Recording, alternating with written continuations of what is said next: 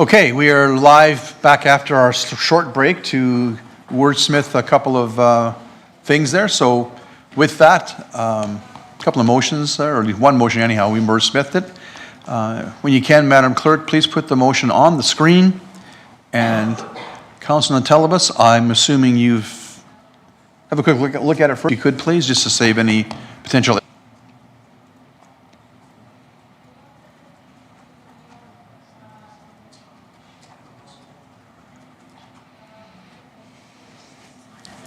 Jay, do you want to make a comment before we do the motion? Oh, that would be great, Mr. Mayor. Thank you. So just for clarity's sake, as far as how we're funding this position, so the assumption is that it would be fully offset by planning and development revenues. But there is a risk that comes with that in the actuals as we progress through the year if the revenues don't materialize as we'd hoped. So that just from a clarity perspective, so this is assuming that revenues will appear to fully offset this amount, but if not, then that would have an impact on our deficit surplus position next year. So I just wanted to make clear that we are making some assumptions and there is some risk associated with this. Okay. Thanks for clarifying those comments. And if you're ready, Nathan, you have the floor. Perfect. Thank you, Mayor. Jay, I guess just for some clarity, I guess that's a risk we take with any revenue that we forecast, correct? Through the mayor to the councillor, so my preferred method is I usually estimate my revenues conservatively and overestimate my expenditures so I never end up in a deficit position. I can't say that this is 100% following that methodology at this time, but you are true that no revenue is guaranteed, and if the pool closes for a maintenance breakdown, that revenue is lost. Like, we can't plan for that, and that sometimes happens, but just generally as a principle, we try to hedge in the positive sense. Perfect, thank you. That being said, I would like to make the motion that the proposed 2025 municipal operating budget be amended by adding the unfunded full-time equivalent development compliance officer position as set out on page 139 of the 2025 proposed budget, and one FTE planning position to be funded by an offsetting increase to planning and development revenues. Now, the only thing I want to speak to is this position that's funded is in the existing FTE that we just discussed. Okay. Thank you. Councillor? Any further comments on your motion? Yes, so I guess just to speak to this just a little bit, in the conversation that we had previously, we talked about some of the development revenues and fees that were slightly being increased. There were comments made around we're kind of around where the market's at, but in saying that, the conversation had with the stakeholders or developers, they didn't balk at the fee increase. And keep in saying that the result of the budget increase is because we are growing, so the burden of cost is going on to existing residents within the community, where we keep saying that a lot of this is a result of our growth. So a lot of our growth is obviously coming from developers developing new areas. Based on the numbers that I was provided, we guesstimated at about 1,000 new developments. So simply put, with an easy number being put on this, if we were to increase those fees by $200 for the total development amongst the different fees that you have to pay, I would imagine that's peanuts to your typical developer. However, that would be able to fund a compliance officer who can help with all the issues that we have in terms of builders complying with municipal requirements, as well as fund a position that's in the budget to further reduce our tax levy. So that's my logic behind that. Thank you, Councillor. Discussion on the motion from members of council.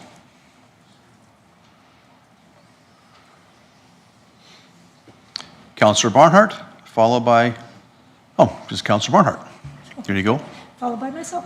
Okay. Thank you, Mayor. I was contemplating this one as well, certainly the one position. I'm just wondering, either Councillor Telebas or the administration, do we need both positions? I like the idea of funding it from the revenues, but I'm wondering about the two positions. Is it possible it could just have one? And what's the rationale for the two? And I'm sorry if I missed that. Jay, you wish to speak to that? Or actually, Nathan, it's your motion. I'm not sure who should speak to it. Jay, do you want to take a shot at that? I'm not trying to answer the councillor's question. I want to get clarity on Councillor Natellenboss's statement of, Okay. so that we're anticipating this to be a net zero and no impact to the tax rate. Is that a correct assumption, or what your intent was? No. Oh, hang on, Nathan. My mistake. Your mic's on now. Incorrect. So one would fund the existing planning position that we've already discussed at the 20% reduction.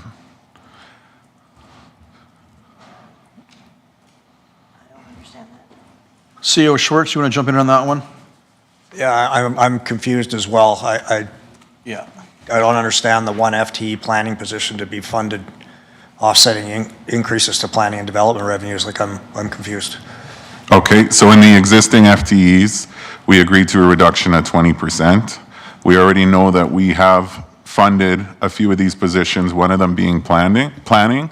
So with this increase in fees, we'll be able to fund that position and reduce costs on there and what has been proposed. And then secondary, we'll be able to fund the unfunded position, which will just be a net zero, basically. Yeah, I'm not following that at all. I don't understand how this is net zero.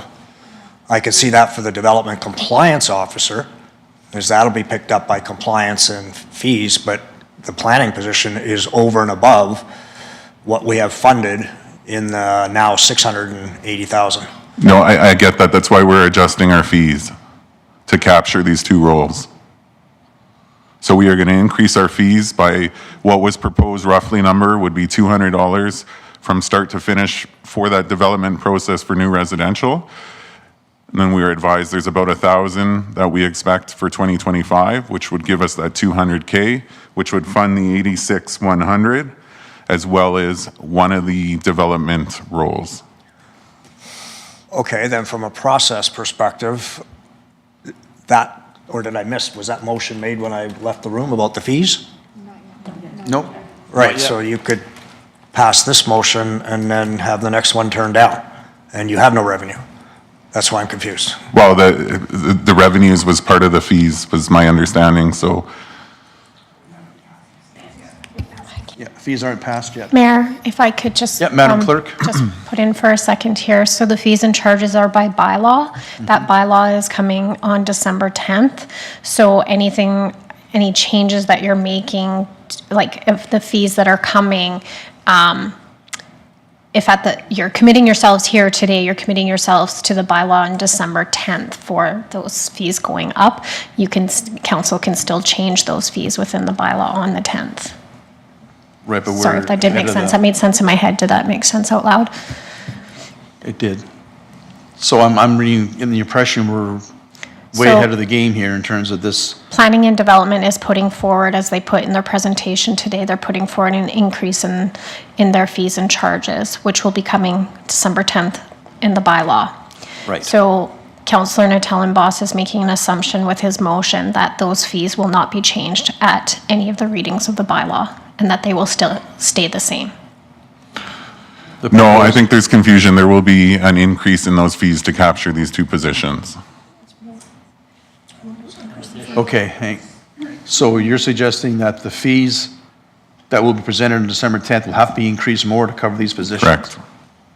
So yeah, so the Okay. fees that we have will be That's a lot of assumptions. today that were presented. This will be an addition on December 10th. Yeah, okay. And so, Jay, just to jump in clarify here. then, so you're expecting that the 86,100 position would be a savings now because it wouldn't be funded by tax rate, it'd be funded by additional revenues? Well, not so much a savings because it's unfunded, but it would be captured by the additional fees, correct? No, but you said the one that's already in the budget. That would be the savings, correct? Uh, We weren't shared what roles were put into development and planning. We were just told that there's roles. So whichever role, like, we're working off the information we're provided. Okay. CEO Schwartz? Yeah, the better part of me says leave this one alone, but the other part of me says I can't. This is exactly the conversation I wanted to avoid, because what you're doing is essentially backdooring picking what FTE that we're going to hire, and that's not council's job. Council's job is to approve a budget. You presented what I see as a revenue neutral position, and I get it, we could explore that, that makes sense, but then to go back now and include that you're going to tell admin to hire one FTE in planning position, that's not your role. I think it goes both ways because we weren't advised that we already hired these positions, and that was my understanding in the information that you shared, that we already hired someone for that position, and now we're asking for funding. Yeah, agreed. That's part of running the operation, and that's what administration does. Council works at the policy and the budget level. If you don't want to approve those positions, then don't approve them, the increases. But it takes a vote of 4-3. Yeah. Sam? So I'm trying to help us move through here. What I'm hearing is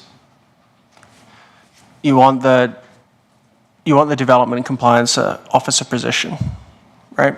Fundamentally, that's what you want. So what I would recommend is just put that as a motion. It's unfunded right now, and we'll vote 4-3 on whether that's included. When we get to the bylaw on the 10th, that may or may not pay for it. But if you want the position, then let's vote on the position and not try to carve out how we're going to fund that. I think that is where you're getting confusion. I think what you're saying is the community wants there to be more compliance around development. So just put that motion in and we'll see if we get there. And that will have a tax increase, but it may get offset later on down the road is how I would recommend going about it. And I appreciate that feedback, but that's not the approach I want to take. I don't want to raise our taxes. That's the biggest concern we have here. We need to come up with solutions, how we'll fund things. And this was what's being proposed. So I don't know what the concern is surrounding this. Okay. Well, I like creative, but at the same time, this is very creative, and I'm not sure it's on side with accounting principles. So I've got Steve for a comment, and then I'll go to, actually, Jay, would you want to make a comment first, and I'll go to Steve? In order to scorekeep and understand what the tax rate piece is, I just wanted to understand how much we were looking to save, because I was reading this as a net zero with no impact to the tax rate decrease. 2 positions being added, funded by increased revenue assumptions and a change to fees, potentially. But I didn't understand. I did not read this as also a reduction in the tax rate as well. So I don't know what number to put in for that value at this point. For sure, and I don't either because we weren't told what position was hired for in planning and development. But what we were told is that a position was hired for in planning and development.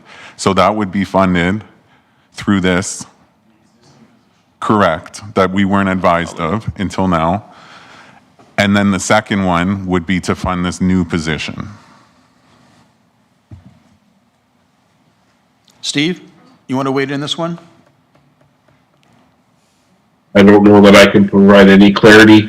It sounds to me like there's 2 pieces here. There's one for a position and one to direct administration to adjust the fees and charges bylaw prior to December 10th to account for 86,100 that has to be paid for a position. Something like that. It sounds like there's 2 pieces. Thank you. Ms. Morrison, or is that Ms. O'Neill wants to jump in? Thank you, Mayor. I hope I'm not going to make this worse, but through you to Councillor Natellenbos, the position that was added mid-year in 2024 would already have corresponding revenues associated with it, right? The workload that comes in, we then have the expense of having to meet those needs. So that revenue would already be included in the base budget. Okay, I'm lost because we have 8.5 FTEs we're being asked for, and I'm told we've already filled 5 of those seats. Correct. And then in the budget document, you'll also see the associated increased revenue in planning and development. Okay. I guess where I'm hung up on the idea is that this is proactively going to hire somebody, then we're going to have to look at this fees on December 10th and adjust those fees to higher amount to theoretically cover off the expense of an employee we directed administration hired 2 weeks earlier, which is today. I like creativity, but that's a little too creative for me. I'm uncomfortable with the idea of preemptively hiring an employee and then hopefully find the money to pay for it after the fact. That's how it's feeling to me. It's getting quite convoluted, in my opinion. At this point, Councillor Penrod, you have your hand up. Thank you, Mayor. I'd like to propose an amendment. But before I do that, I just want to clarify what I'm hearing Councillor Natellenbos putting forward with the second half of this motion is not about hiring an additional position. It's about cost recovery on a position that we've already endorsed. So any savings to the levy is through a cost recovery through new fees or increased fees. That's what I'm understanding, but I hear there's a lot of confusion as to exactly what you're meaning. So my proposed amendment would be actually to break this in two and just deal with, in the same way that you've proposed, through an increase to the fees. I think it's a lot more straightforward on the unfunded position. I'm hearing in the room several people saying like that piece I can get, like I understand it, however people vote or don't, they at least understand what they're considering. The second piece is fuzzier, and maybe there's opportunity to bring that piece back, polish up the wording on it, clarify your intent, and maybe have some more success on it. Yeah, absolutely. I'm willing to break that into two or. So I'll ask for some help from our clerk on doing that. I don't know if that could be considered friendly or if it needs to be. Another possibility would be to withdraw this motion and start fresh. Yeah. We have a hard stop at 5 o'clock today, just so we know. Understood, yeah. Not trying to make it more difficult, but we have a hard stop for a reason. A couple of people have got meetings to Yeah. go to, so. So this can't could be go past brought 5 tomorrow today. too at this stage, right? It could be, it could be, Madam Clerk, sorry, could Councilor Natellenbos withdraw the motion, rethink it, retool it, and bring it back tomorrow if he wanted to? Absolutely, he could withdraw the motion and then we could work with him in the meantime. Perfect. Let's Is do that something then, you would please. find Yep, appropriate this time? absolutely. Thanks. Thank you, Councillor. I appreciate that. And consensus for council is okay that he can withdraw it till tomorrow. Consensus. Steve, you're good with that? I can't see you. Yes, I am, Mayor. Thank you. Thank you. Appreciate that. Moving on then, Councillor Penrod. Sorry, Councillor Cook, you had your hand up on this motion, but I'm assuming with it being withdrawn, you're okay. Thank you very much for that. Councillor Penrod, you had a motion you wanted to make? Yes, Mayor. Oh, hang on. Your microphone is on now. Thank you, Mayor. I hope this one will be fairly straightforward. My motion will be with respect to the unfunded item that I mentioned earlier on page 100, Health Services Grant Program. My motion would be to fund the Health Services Grant Program. Go.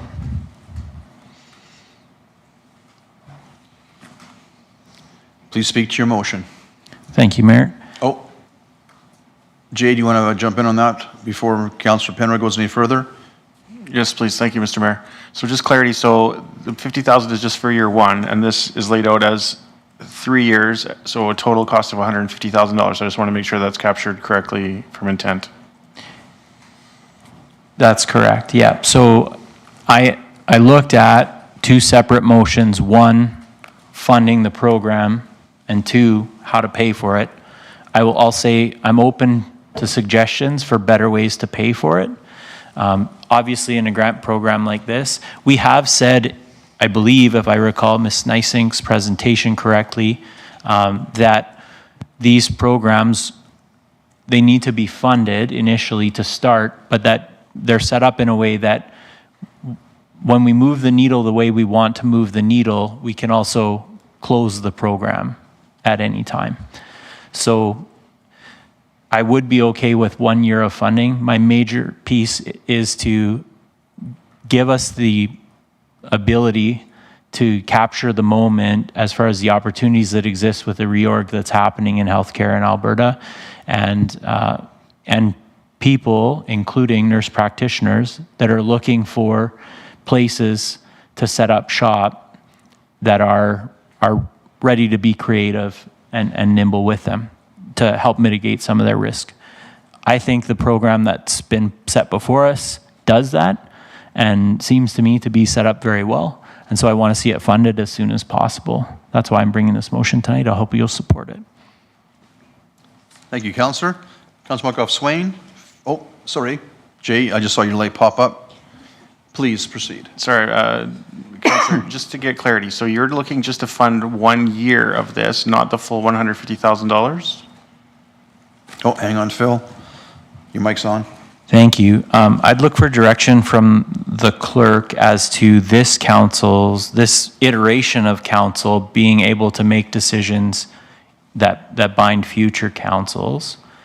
I guess if we just authorize the payment of the $150,000 to fund it for 3 years. So in my experience, this is not any different than, say, building something that takes 2 or 3 years to do, and that it be binding on the future council, that this is, the council approved it, and this authority exists through the piece. So we can just do 1 year, and if you want to explore tax-supported piece next year and it comes up for rediscussion, I don't know if that impacts how the program is delivered and if you're going to get the same people coming in if it's only 1 year guaranteed, and that 2 and 3 maybe not. I don't know if that moves the needle on that, or we could fund the whole amount and it would be committed for 3 years and we could tie the funding to that. So just for clarity of what you want to do. Thank you. Thank you. Councillor Markov Swain, followed by Councillor Montalbas. Sam, you have the floor. Yeah, thank you. And you jinxed yourself when you said it was going to be quick and easy. So, I mean, yeah, this is right in the heart of our strategic plan. We did an assessment for a reason, came back, here's an approach, so I'm all in. I was going to speak to the value of having a commitment in there for the 3 years to make that program more attractive. So it doesn't mean that there is $150,000 coming out of this year's budget, right? The hit, for lack of a better term, is 50,000 in 2025. So yeah, I don't know if you need to amend that to say 50 and 25, 50 and 26, 50 and 27, or if you need that direction at all. I just wanted to make sure that in order to get that program up and running and see that attraction, folks are going to need to see that council wants to continue it. So thanks for bringing it forward. Yeah. Jay? And so clarity, just so is the amount 150,000 for the whole program or 50,000 for 1 year? Would we need to clarify? Do you want to clarify that, Phil, please? Your mic's on. Yeah, well, I think maybe the most straightforward way to go is for me to clarify $150,000. And then if somebody feels uncomfortable with that number, they could amend it down. But it'd be 25, 26, and 27, right? Yeah, this would fully fund the program for 3 years. Right. And yeah, so if you, this would be a $50,000 impact in 25.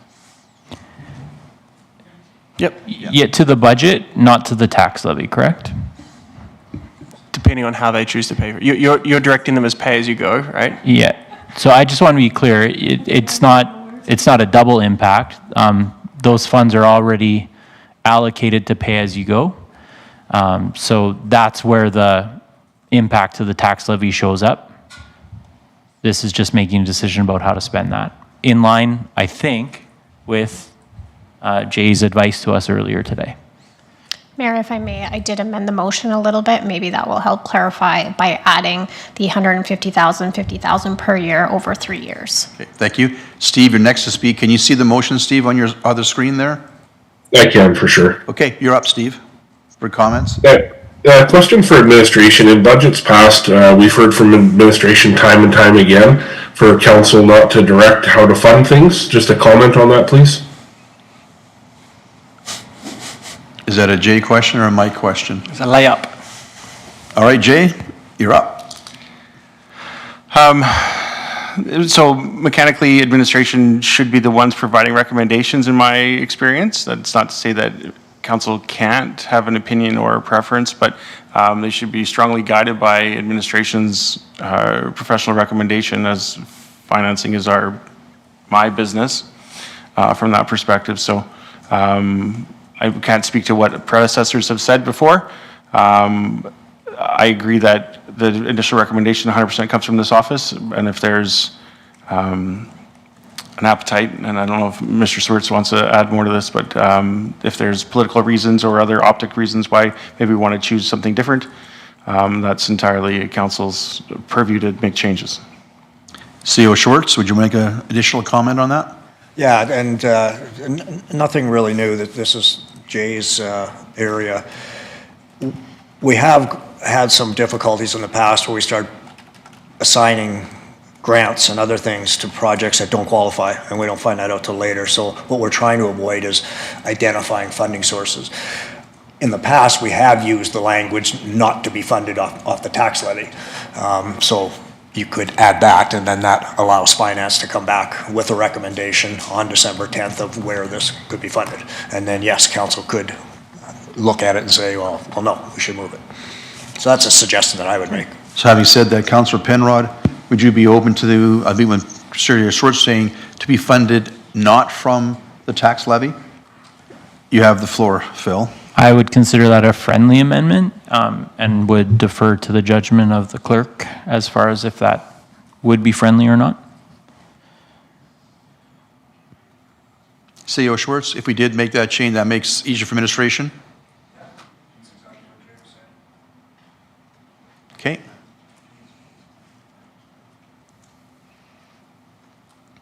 Take a second here, and CEO Schwartz, sorry, you're like, mic is on now. Our expert has provided us with a recommendation, the same pay-as-you-go is where he's going to fund it from. So we'll just leave it as is. We're good? Thank you, Jerry. Okay, so we'll be mindful of future motions about directing administration how to fund something. Good catch, Steve, appreciate that, and make sure administration is comfortable with wording on motions going forward. So having said that, your motion as it stands, Phil, is okay. I have Nathan now. Sorry, Mayor. Steve, you're done? One question, Steve, you have anything more? I can't. Yeah, sorry, I had one more there. Please, go ahead. Just a question around, so we have had a discussion in the council room about the perception and optics of incentivizing new, and how do we make sure we don't forget about existing? How, I understand why we want to do this, and maybe Councillor Penrod, you can speak to this a little bit, is, we want to bring doctors in. If this passed, then this would incentivize the new doctors. How do the existing doctors feel? How, this does, fairly or unfairly pick winners and losers. People throw that term around, but that's what gets thrown out there. So maybe just some comments around that, Councillor Penrod. Thank you. Councillor Penrod. Thank you, Councillor Van Newkirk. And so I'm certainly, in my role as councillor, endeavoring to be out in the community and talking to healthcare providers, more listening to what they're saying as opposed to promising or committing to anything. That's not my role. In my view, based on feedback I've heard from that community, what's been presented to us in this program meets all those concerns. These programs have been specifically designed to include everyone, whether it's a clinic that's already in Beaumont and looking to expand and bring in additional healthcare providers, or an outside interest group that would be looking to come in and establish a service here. The program would be equally available in my reading of it, and I would just defer to Ms. Nysink to flesh that out any further. You're good? Thank you. Just a follow-up on that, Mayor. Please do. So, for clarity on this program then, is the $25,000 going to go to the person, or is it going to go to the clinic? And how do we ensure that, the spirit of this program remains? Councillor Telebus at this point. Oh, pardon me. Ms. O'Neill, did you want to weigh in on this one? Sure, thank you, Mayor. No problem. Through you to Councillor Van Newkirk. Council has previously received a draft policy in closed session. If this motion were to pass, we would bring forward a draft policy at a committee of the whole for you to debate all these intricacies, but the policy is definitely intended to cover the gaps in coverage that the city has that were identified in the community health needs assessment, and that could be for individuals or organizations, as long as they're providing, after hours care, walking capacity, primary care practitioners, and so on. Yeah, thank you for that. Hence why I was kind of dancing around my questions. I appreciate that. Thank you. Thank you, Councillor. Councillor Telebas. Nathan, you have the floor on this one.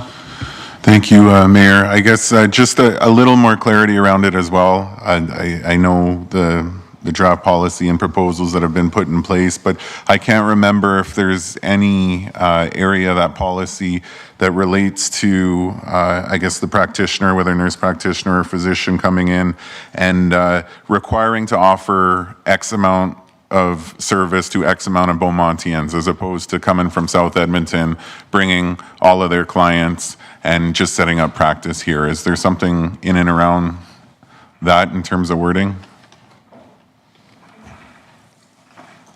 Oh, sorry. Ms. O'Neill, pardon me. Thank you. Through the mayor to No Councillor Natellenboss.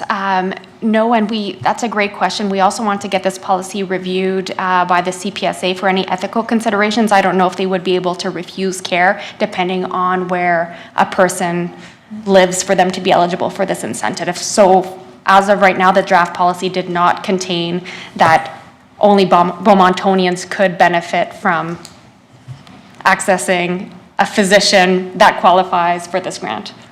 So I think my only concern with this proposal is very similar to what I had proposed earlier is maybe we're putting the cart before the horse, where we don't have this policy in place, so I don't exactly know what I'm funding, aside from trying to get physicians here and nurse practitioners, which is important, but until that's clarified, I don't know if I can be fully on board here. Because, again, my concern is we open up practice here, let's throw 25K their way, and rightfully so, but then all of South Edmonton comes in and there's no access to medical services for our actual residents, and that's a concern of mine. So until we get that legal advice, I don't know if I'm there yet. Okay, no follow-up to that, so Councillor Monkoff-Swain. Yeah, the way I read it is if we don't fund it here, then why would admin bring the policy back? So my recommendation would be to fund it. We go through the policy. It's coming out of pay-as-you-go, so no impact to the tax levy. Fund it here, bring the policy back, let's debate it, and if we don't like it, and if there are things we can't do, then we don't go ahead with it, right? This is just putting it in. If we vote this down, then I would imagine admin's not going to bring the policy back because we're not going to fund it. So that's how I think about it, and if there is a better way, if I'm mistaken, I'll ask admin to clarify, but yeah, we've got to fund it first, get the policy right, and if we don't like it, then we just cut it. We don't have to approve the policy. That's my understanding as well. Any comments from administration on that? No? Okay. All right, seeing no further comments, Councillor Penrod, you're the final comment. It's your motion. Thank you, Mayor. I know that we're up against a hard stop at 5 o'clock, so I'll just close in saying to Councillor Monkoff-Swain's point, yes, we are funding the program, but the difference here is it's a program folks have to apply for. They have to meet all the criteria before money ever goes out the door. And we have all the control over exactly what that program looks like. This just, to Councillor Monkoff-Swain's point, ensures that we are going forward with a program and that it's funded. Thank you for the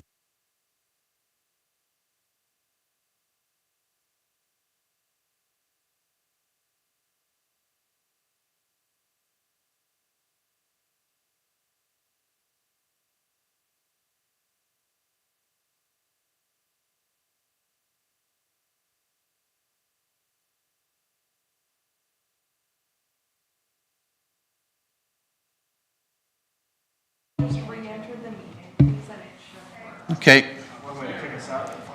All right. Steve, are you still there? I am, you bet. Okay, please initiate the voting process. Council, oh, wait till the voting's on there.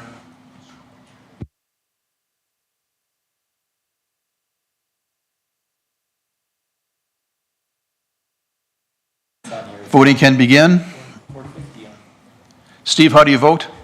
In favor. Thank you. I'm seeing no votes on my screen here. All right, Steve's yes, straw vote by hands. Yeah, just you and Steve. I'm sorry? If you are in favor, it is Yes, I hit yes and nothing happened, so Yes, that motion carries unanimously, 7-0. Thank you, council. Before we wrap up, so tomorrow, we're going to start, continue on page 12 at transfers and reserves, then to the RCMP. Have a comment at this point? Yes, thank you, Mayor. I just You're welcome. want to ask council. Point? Yes, thank you, Mayor. I just You're welcome. want to ask council members that if they have some motions and subsequent motions, if they could maybe just communicate with that tomorrow prior to the meeting so I can have some things drafted up for them, that would be great. Thank you. With that, we are adjourned to 5 o'clock tomorrow evening. Thank you all for being here. We had a very good day. A lot got done today, a lot of good conversation and debate. And thank you for your time. See you tomorrow. Enjoy your evening.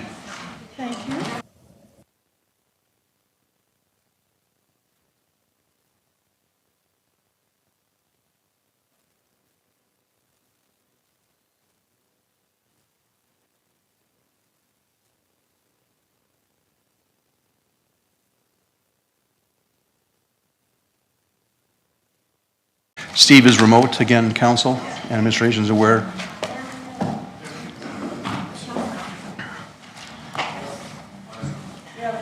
Okay, good evening. It's 5 o'clock. I will now call to order a continuation of our budget workshop for 2025. Councilman Newkirk is with us, but he is remotely again this evening. We will begin with our presentation to the library shortly. So a couple of quick comments. We are here from 5 till 9 tonight. We got a lot of progress done yesterday. If we can't get done tonight, that'd be great, rather than coming back on a Friday night, if we can avoid that. But I will not limit debate to make that happen, but I will ask council, you can say in 10 words instead of 50, let's use 10, shall we? And move things along quickly instead of, if anybody starts to ramble, I will interject, not disrespectfully, but I want to keep things moving tonight and try and get done tonight. So please keep your comments and questions succinct as best we can, and answers from administration also succinctly would be much appreciated.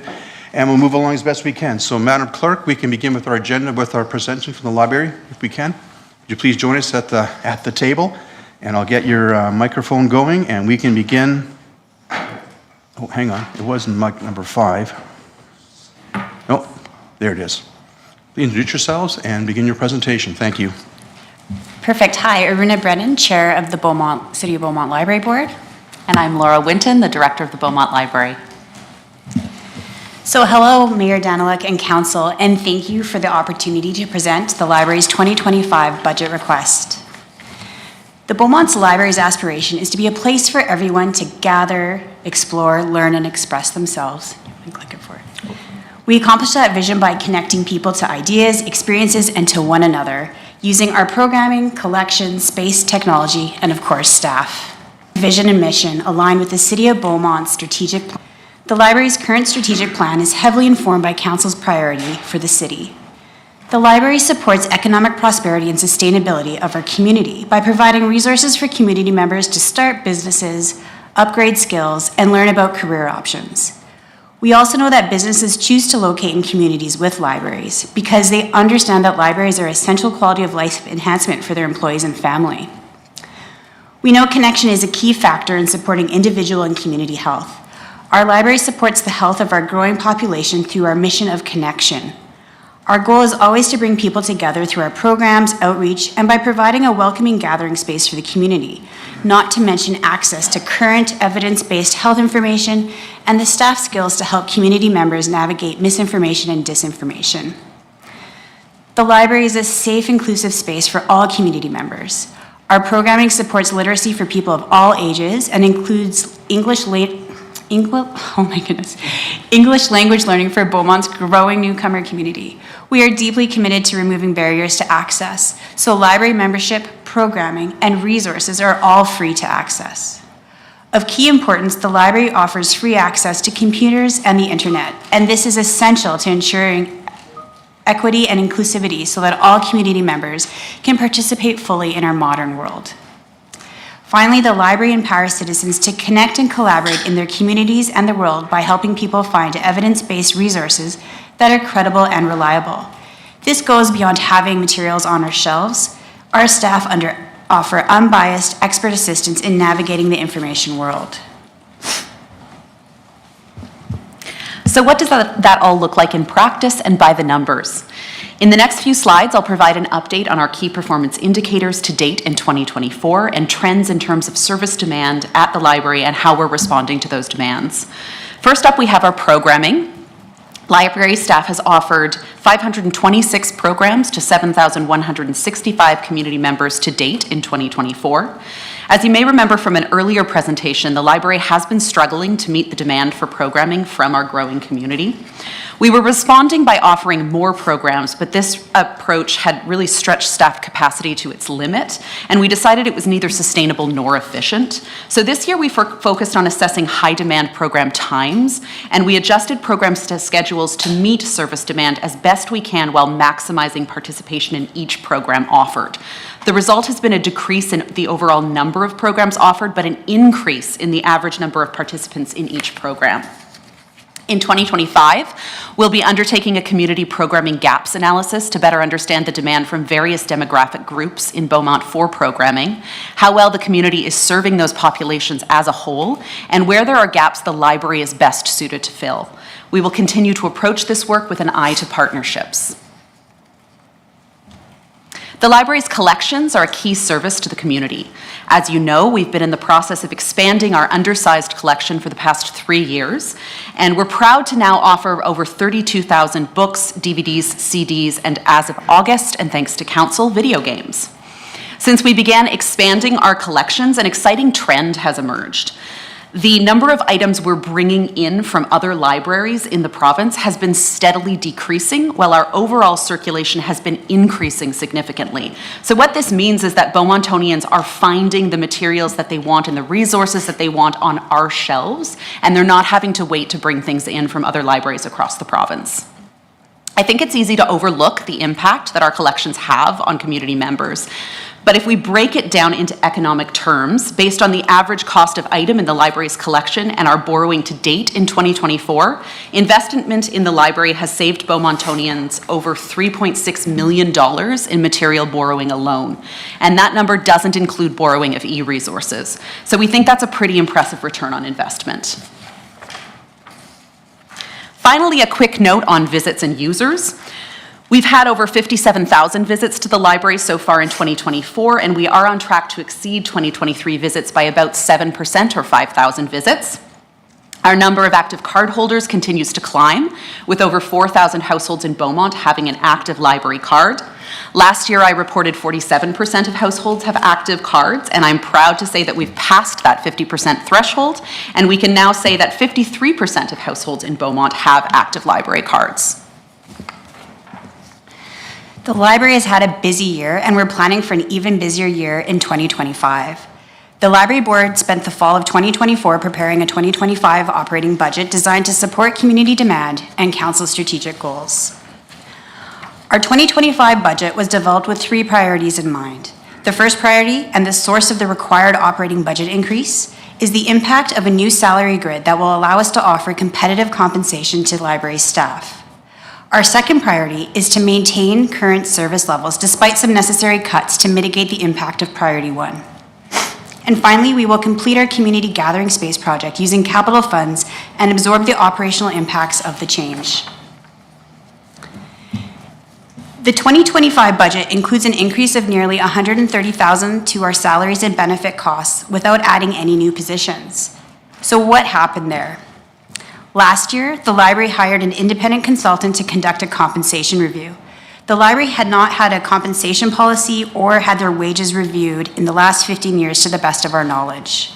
What we found was that the library staff were making between 24% to 36% less than staff working for relevant local and regional competitors.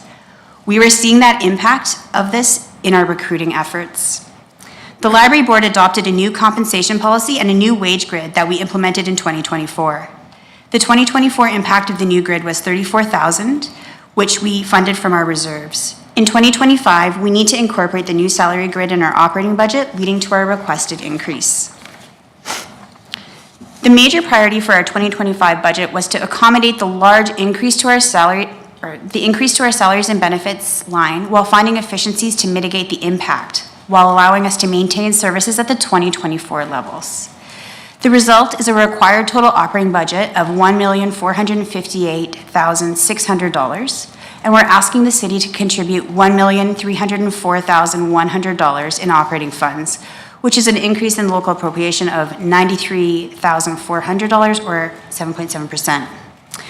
We worked hard to find efficiencies while managing the impact of the increased cost across our expenses. As you can see, we have reduced our collections budget and programming budget by a total of $59,000. We are confident that we can continue to offer exceptional library services with this operational budget. Before we move on to our capital carry forward request, just a quick slide showing the per capita cost of library services over the past 10 years compared to the per capita cost if funding had matched inflation. When we talk about per capita costs, we're looking at how much the library is costing the city per community member. The blue line shows actual per capita funding for library services based on the grant we received from the city. The green line shows what library funding per capita would have been if it had risen to meet inflation. The library's per capita funding fell below inflation during the pandemic, and we've been playing some catch up since then, and this year's operating budget request continues to see us slightly above inflation. Finally, the library is requesting a carry forward of the $210,000 in city capital funds that council generously approved for the library's community gathering spaces project. As you know, we've had some delays securing full funding for this project, so we weren't able to move forward with design until this past summer. We've now completed design and procurement is underway. So we will complete this project in May or June of 2025, depending on the lead times required for furniture and fixtures. On behalf of the library board and staff, I want to thank council for the opportunity to present on the library's work and share our 2025 operating budget and capital carry forward requests. As always, we're so grateful for the support of council and city administration, and we're excited to continue to offer Beaumontonians opportunities to explore, discover, and connect in 2025. And Laura and I are happy to answer any questions. Thank you very much for the presentation. Appreciate it. From the library, pardon me. Councilor McCook, you have the floor, Kat. Thank you, Mayor, and thank you very much for coming. As always, appreciate the update from the library, and 53% households now have active library cards. That is very impressive and just shows how much that if the usage is there, then people will use it. So just one question. What would the impact be if you're not able to receive this funding? Yeah, so if we don't receive this funding, there's really only two pots that we can pull money from. It's collections and programming and staffing in general. So we would be looking at pulling back further collections budgets, further reducing our programming budget, and likely looking at a reduction in service hours to bring down that staffing cost. Thank you for that clarity. Thanks, Kat. Appreciate that. Any other questions from members of council on the library presentation? We'll get to the library later on, the operating budget later this evening, but as part of our discussion on the operating. Oh, Sam, pardon me, Councilor McGough-Swain. Sam, you have the floor. Thank you, Bill. Mr. Mayor. It's okay.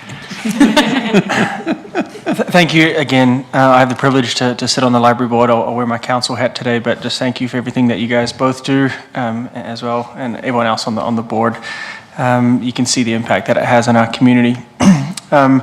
I think, as Bill mentioned, we'll get to the operating ask later in our budget. Just wanted to speak to the capital side of things here. Maybe, obviously, you've gone through this to change the space and make it more inviting.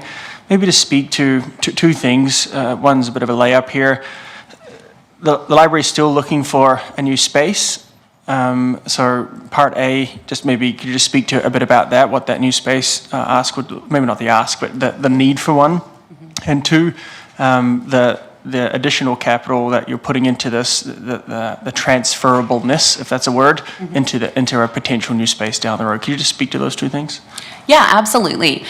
So everybody knows that Beaumont is growing at just exponential rates here, and the library is struggling with not having enough space now. So we're almost at a third the size we should be for the size of our population. We are at 8,000 square feet in the library, and we should be, closing in on like 30,000. happened. So we are very, very small to serve the population. We see that impact in programming. We just don't have the space to offer to meet the programming demand that we're seeing. We see it study spaces and gathering spaces, so people want to rent rooms, and we just don't have the ability to offer that. And we have our very limited study spaces that are always in high demand. And our visits just keep going up and up and up. So we absolutely very badly need a new space. And I know council is working hard on that. This capital project is really a stopgap. It's a Band-Aid solution to try to maximize the use of our current space. The work that we're doing in this project, there's very little construction involved, where all we're doing is removing a little bit of built-in furniture, and the rest is all furniture and fixtures, and all of that is transferable and can come with us to any new space that we might end up in. It covers up both questions? Yes. Okay, I thought it did. Thank you. Councillor Penrod, you have the floor. Thanks, Mayor Daniluk. Appreciate the presentation. Continuing a theme from yesterday, we love and appreciate your services. This is a very difficult budget. So we have to contemplate things that wouldn't be our first choice. Question for you historically, maybe for Aruna as the board chair. Has the board contemplated library card memberships in the past? Like fees, membership fees, I should say. We just actually removed the library fees for the cards. Like it was like a year ago. Sorry, I'll address this one. Yeah, sure. We actually haven't had membership fees for our cards in my tenure, which is 5 years, and it's been a while before then. We also got rid of late fees, and the reason for all of those decisions was around accessibility and inclusivity.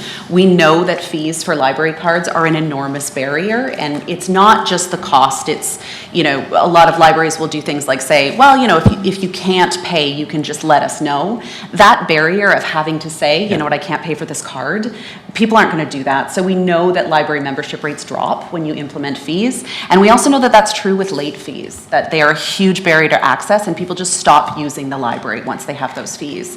So I will say, in terms of best practices, there are very few libraries in Alberta now that have fees for library cards, and the trend is to get rid of overdue fees in libraries. We're seeing that spread through the province. So I would say that the library board is unlikely to contemplate going back to a model like that. We'd be more likely to pull back on our collections budgets to reduce hours than to include that barrier to service. Thank you. Appreciate the window into those decisions. Okay, any further questions? I think Steve has messaged me he has no questions at this time, nor do I. Thank you for the presentation. Much appreciated. It's been 5 years since you joined us, Laura. I can't believe it's been 5 years already.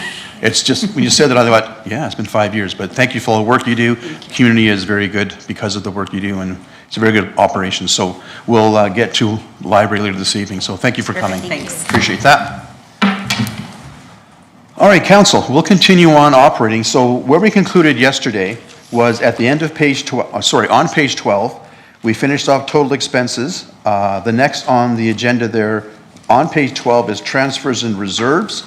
We'll discuss that topic, and then I know Phil has something he wants to talk about, and I have a couple of motions myself on operating, which are very short discussions, I think they will be, and we can move then into grants and into library, that part too. So having said that, can you put page 12 from the hard copy of the budget on the screen, just to refresh our memories where we're at? And Jay, just so I'm clear too, we are currently at 5.41% on our running total from yesterday's work. Can you just confirm that for me? Make sure you're at 5.41? Thank you very much. Okay. Yeah, sorry, I think it's, that's the one there, yes. So on transfers and reserves, there are 3 lines there. Do any questions from members of council on that part of the page 12? Went through from Jay yesterday. I have no questions personally on this section of page 12. Any questions from anybody else on council? Seeing none, we'll move right along. So Councillor Penrod, you mentioned having a discussion on franchise fees. So at this point, I'll open the floor to you for your discussion, and then we can go on to my stuff for part of operating, and we'll move along. You have the floor, Councillor Penrod. Thank you, Mayor. trying to take your counsel to keep it brief. In the same spirit of Councillor Monkoff-Swain's desire to look at all possibilities and kind of look at the tax split between residential, non-residential, I'm wondering if Mr. Bahachuk can pull up the 2024 franchise fees regional comparison that we mentioned yesterday and that was distributed to council yesterday by email. So in advance of our workshop, I had prepared a possible motion, but wanting to know all the data, I just wanted us to be able to see together how Beaumont compares to the 12 other EMRB member municipalities. So is that possible to bring up or no?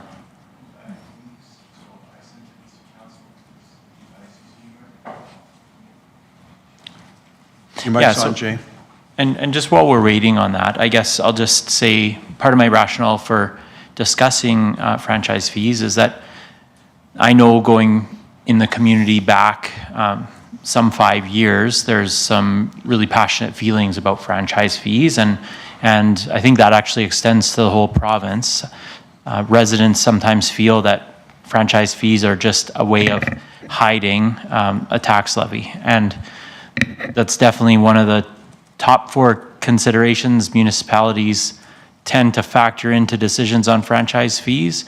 One of them is to relieve the tax levy. So I just would want to say, as we have this discussion, that my desire would be, if we were to ever adjust a franchise fee upwards, that we would be really clear about what we were doing, and that it is not so much saving residents a tax, it's replacing a tax with a fee. There are some benefits to an increase to franchise fees. Those benefits being some folks pay franchise fees that use utilities which run across city land. So council has a fiduciary responsibility to steward the assets of the community. Those includes land assets and rent on land that's being used by companies, such as franchise fees really were conceived and why they're legal in Alberta and practiced by virtually every municipality. The second major reason is that some folks that use utilities don't pay property taxes, and so franchise fees follow the principle of user pay in a municipality. And so, for example, institutions like schools, churches, some select nonprofits don't pay property tax, but they do use utilities. So this is one way that the folks using the services in the community can, in a more fair way, be responsible. And it's always, people have some capacity and ability to control the amount of utilities they use, and therefore some capacity and ability to control the amount of franchise fees that they pay. So now that we have it up there, and having said all of that,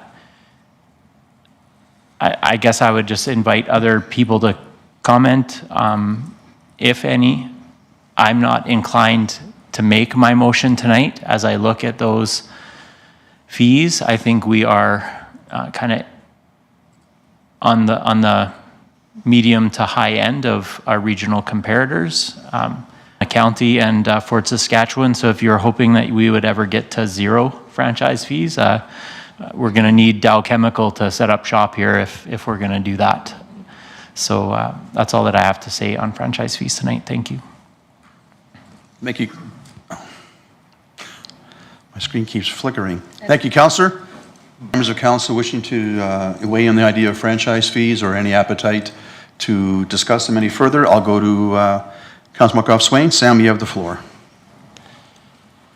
Yeah, thanks, and thanks for bringing the discussion forward. Having been through this conversation once, I think if it was framed the way that you framed it just then, probably would have had an easier time 4 years ago when we went through that, because I thought that was very well done and explained it well.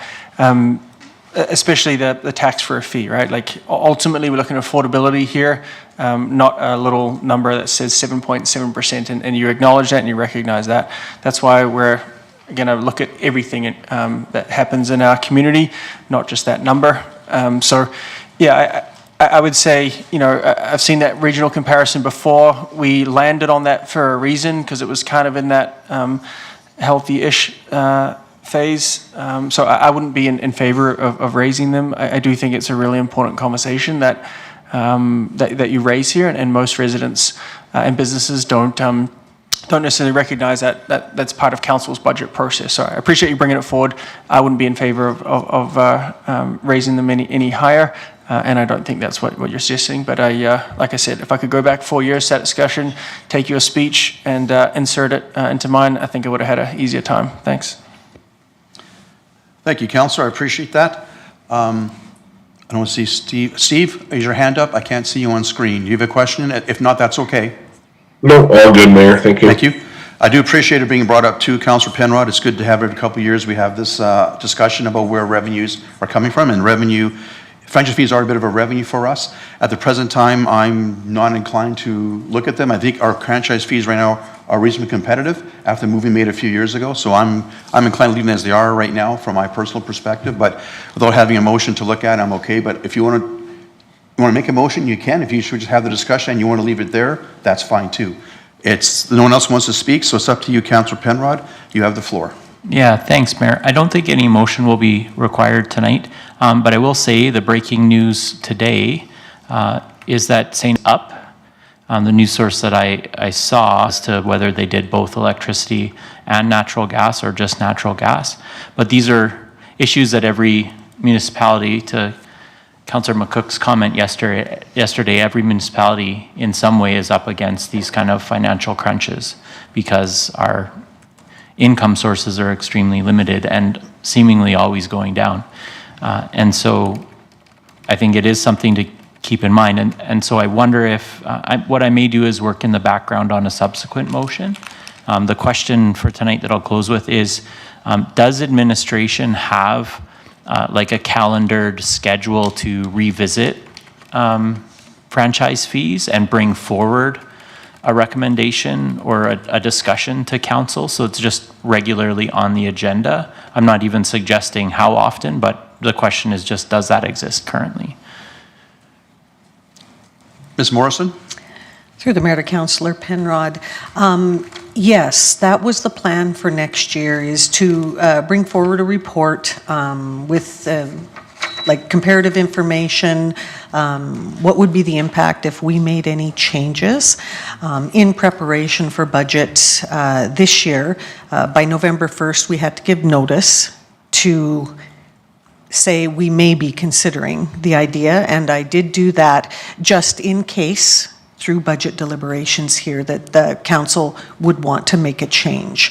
But if that's it, everything's staying stable at this time, and that's fine, we'll be able to inform them of that. But yes, I will be coming forward next year and with an initial report, and then can discuss if that is something you'd like to see regularly or annually through budget, but we could have that conversation at that time. Thanks, Ms. Morrison. At this point, do you have kind of a schedule for which quarter that report would come? Through the Mayor to Councillor Penrod, I was planning on Q2, just so that from the financial side, we can get through our year end and audit pieces of work. So Q2 was my plan. Perfect. I don't think there will be, from my perspective, any need for a subsequent motion then. That gives us lots of time. And I think it also has the advantage in a coming election year of having the opportunity to have a very public conversation with residents around what they would like to see happen or not happen around this issue. So thank you. Thank you, Mayor. Thank you, Councillor. Madam Clerk, could you put my motion on the screen regarding reserves, please?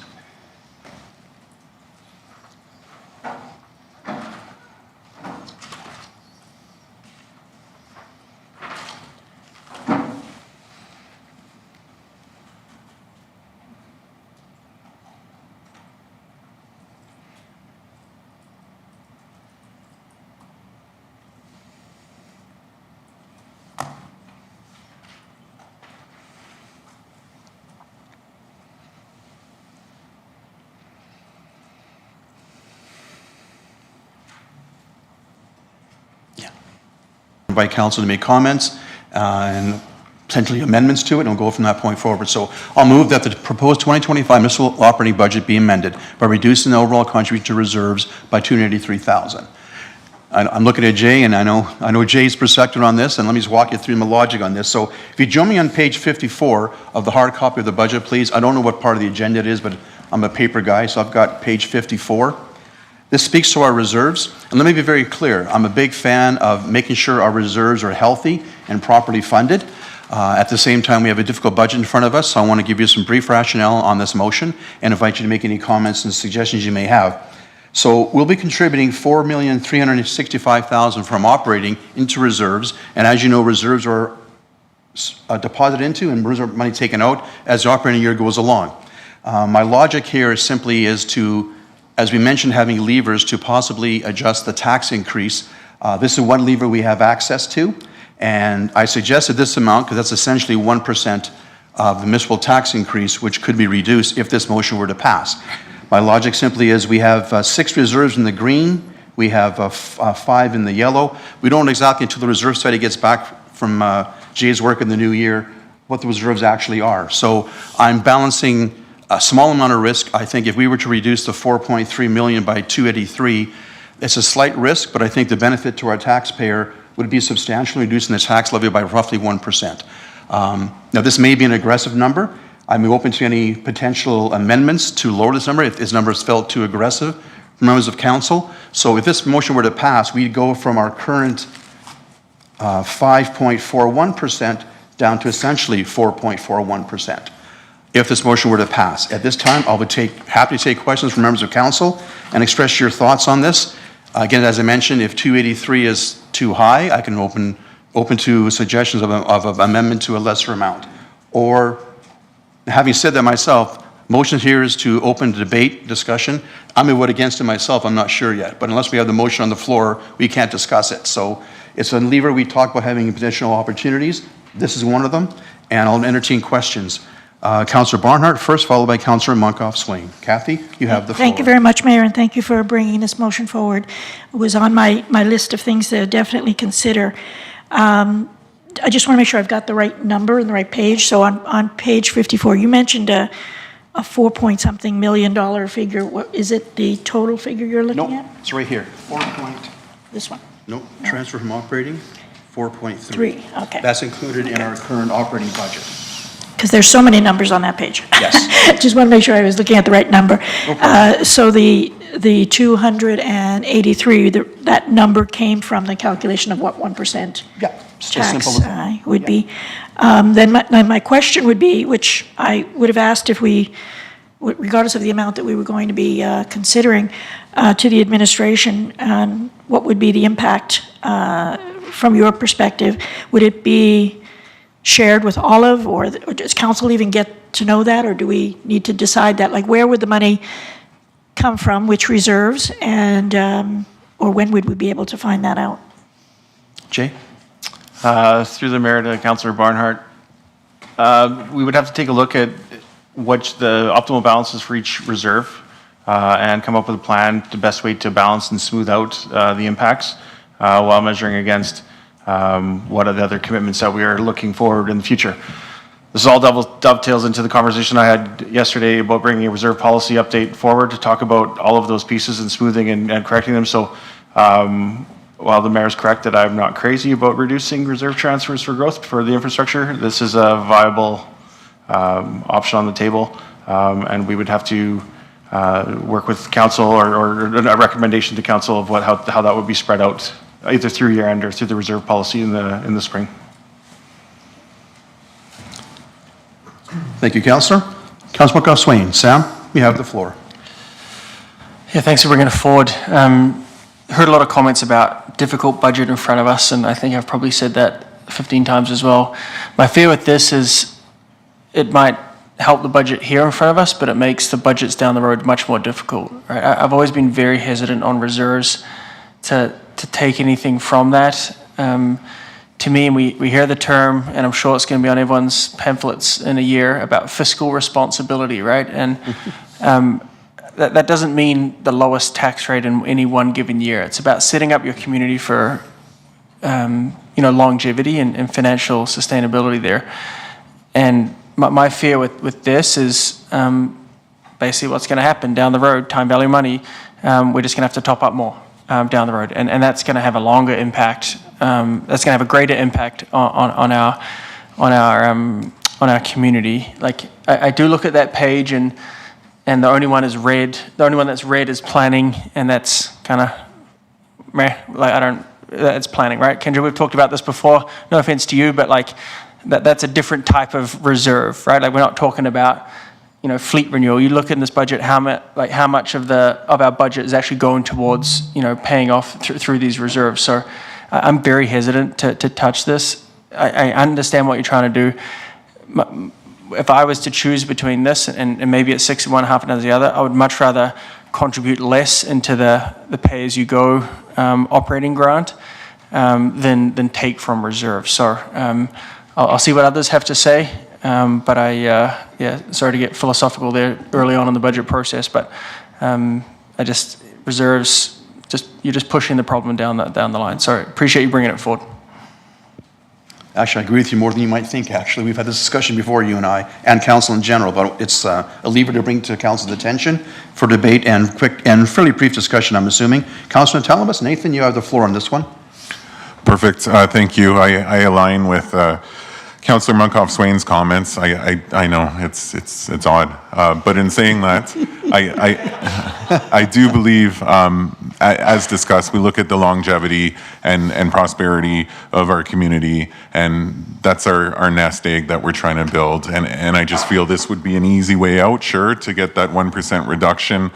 But if we want to maintain the same services next year and we don't see increased revenue, we're going to have to do the same thing. And if we want another easy way out, maybe we double up and it becomes 566. So I don't think that this is the appropriate way to try and get that discount on the tax levy.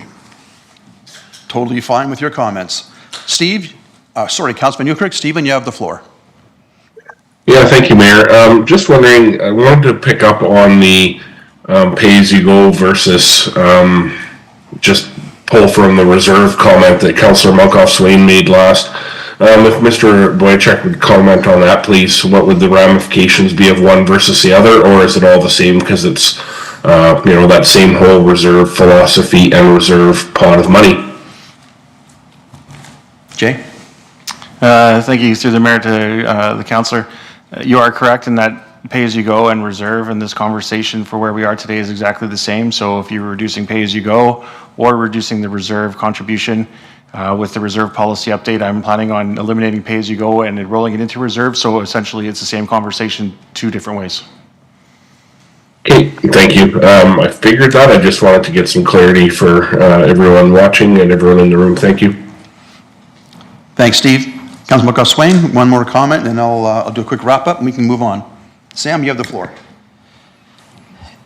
Yeah, thanks. So on the pay-as-you-go piece, we talked about it yesterday and recognizing you're planning to bring that back. We're still contributing $900,000 in pay-as-you-go in this budget, right? Leaving $312,000 that's not there. So if everything proceeds as you project and plan, then basically that $312,000 would shift over into a reserve fund. Is that effectively what I heard yesterday?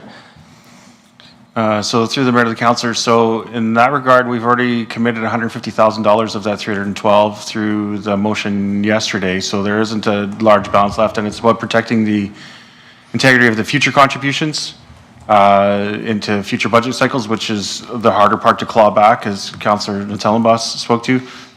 So that's the position of we could theoretically spend on one time that contribution or the excess balance for this year, but it's about maintaining the future year's contributions in the budget. Yeah. In summary, leave them both alone, I think is the message.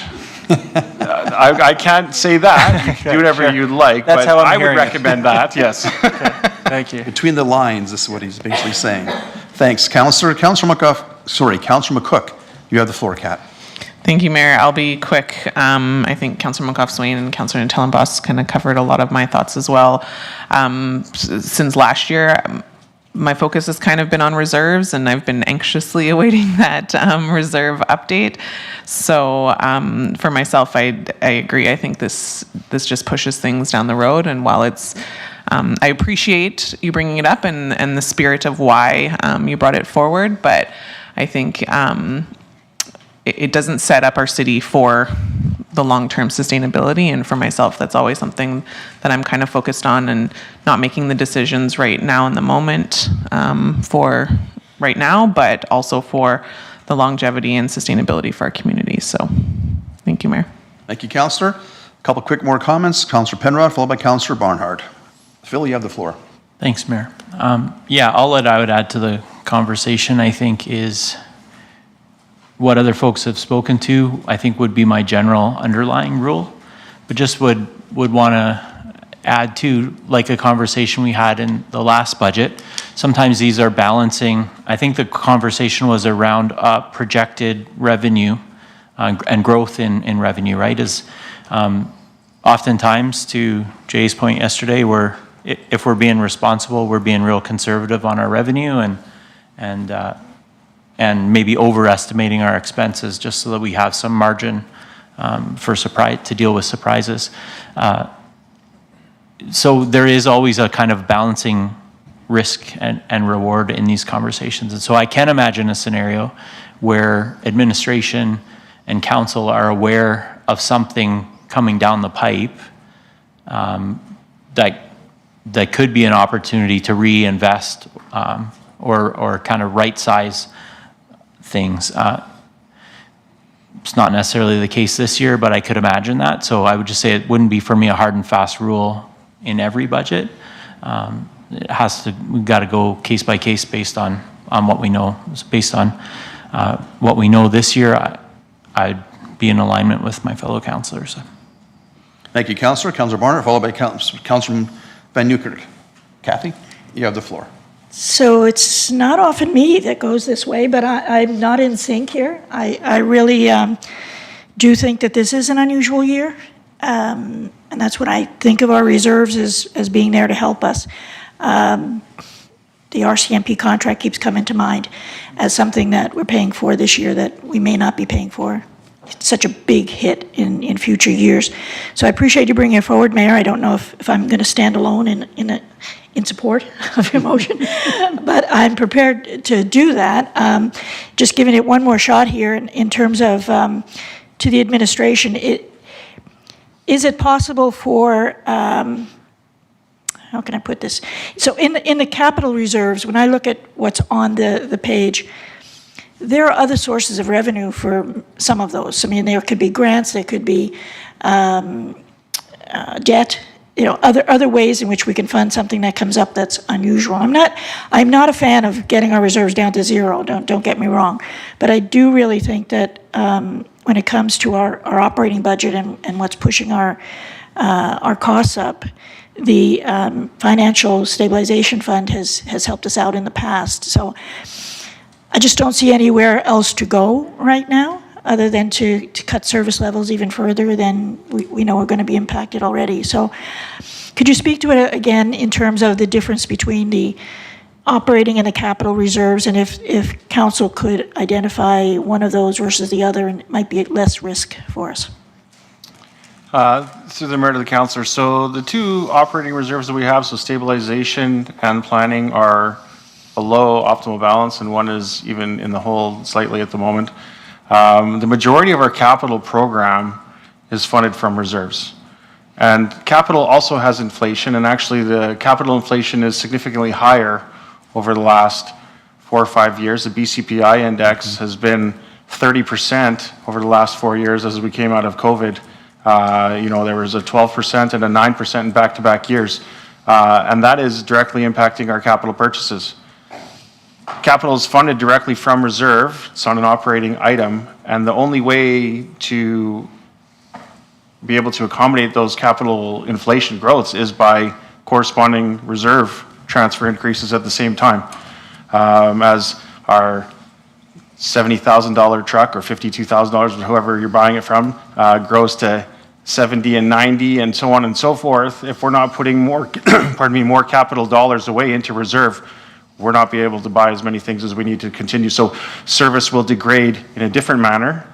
So rather than an operating function, we're no longer going to be able to do the park maintenance or road maintenance or anything like that because we don't have the capital infrastructure to support the service now at the same time. So that's why I'm a little bit territorial about the reserves, because I know that that is usually one of the, people don't see the direct correlation between reserve transfers and services. They see operations and services, and there's not that correlation. They just think that reserves is just your savings account, and well, we don't need to put money away for savings, but it's actually a funding source for our capital programs, which directly provide service. And so that's where I try to protect and keep that going. I'm fighting a losing battle, I know that. Having been in operations all my life and service delivery, I've often thought, gee, I wish I had capital, because that's something I could, make a good case for with reserves. But when it comes to operating, there's just nowhere to go. And so that's my dilemma. To your point, as far as the other funding sources, so again, we leverage grants wherever possible to protect our own funds. Yeah, it's just not enough And of then them. debt is often an intergenerational equity tool, which is for usually significant capital so that people pay over the life of the asset and not for the smaller ticket items. We would never take debt out on a truck, for example. It would be bigger ticket items. So those other levers aren't available or have already been used. I'll say it again, and I know I wish the province would give us more money to operate, because that's what we're fighting. We're fighting, again, a losing battle of trying to find money from the people that need the service, and it's real hard to do. So we gave it a shot, Mayor. Thank you, Councillor. Appreciate that. Councillor Van Nieuwkerk, a comment, and then I'll do a quick wrap-up, and we can move on this issue. Steve, you have the floor. Yeah, you bet. The budget process gets down to some horse trading at some point, so I just want to try an idea here, second on Mr. Boychuk. So the motion forward is 283. Councillor Barnhart just, asked the question on operating versus capital. You alluded to the fact that a lot of the capital projects that are proposed are pulling out of the capital reserves. So one of the things that I see there that I wanted to have a discussion on later anyways is the insulation in the CCBCC. So if we didn't fund that for 200K, would that 200K align with the 283 and we'd be only net 283? If that scenario came to life, do those funding pools align, and would that math work out? Jay? Sorry, Councillor, could you repeat the scenario again? I didn't quite catch all of it. So CCBCC in capital is proposed at 200K right now. And that's to put the insulation in between the floors. So if we didn't do that and we reduced the 283 into reserve here, we would only be net 83, not going into reserves, because we'd offset it with that 200 grand, because the 200 grand would already be worked into this reserve page, I think. Is that correct? So through the mayor to the councillor, so no, the actual ramifications in this year would be 83,000, but then we would lose 283,000 in next year's budget and 203 the year after and after and after. So by reducing the tax rate this year by that amount, even though we're swapping out the one-time cash, because that's what that would be, we'd not do a capital project and so therefore not spend the money, but the contribution in future years would disappear, which is the larger impact.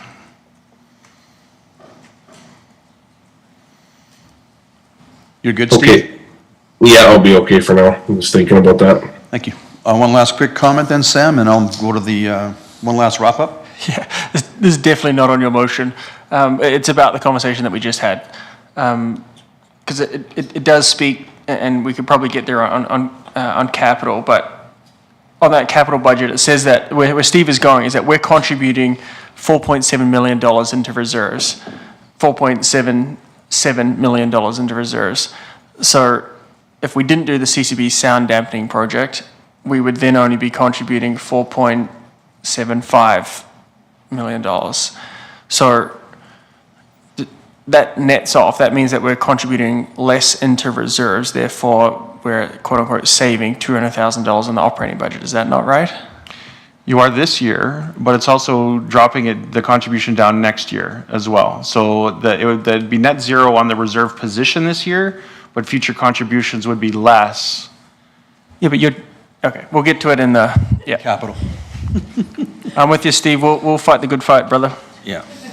I know where you're going, but I think it's a capital discussion for sure, so. Yeah. Thank you, Somebody know. Councillor. Thank you, Councillor. Appreciate Council's feedback. My objective, now that we had this conversation, was to make sure that we, after the budget is done, can say, do we turn every stone over, we make every effort we possibly can to make informed decisions on the budget.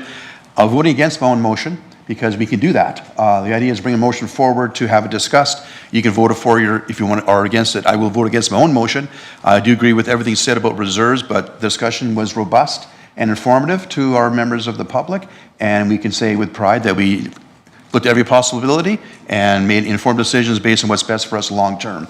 And the explanation by my fellow councillors, and Jay does initiate the long-term. I do appreciate your comments, Councillor, but I do think from longer perspective, I'm a big fan of strong, solid reserves, and we've been doing that for years now. So with that, I'm done talking about it, so would you please initiate the vote process?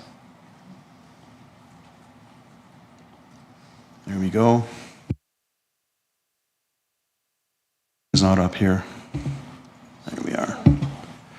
Councilman Newkirk, how do you vote? Opposed. Thank you. That motion is defeated. 6-1, Councillor Barnhart in favor, the balance of us in opposition. Thank you, Council. I appreciate the discussion, and it was well done. I do have another motion here.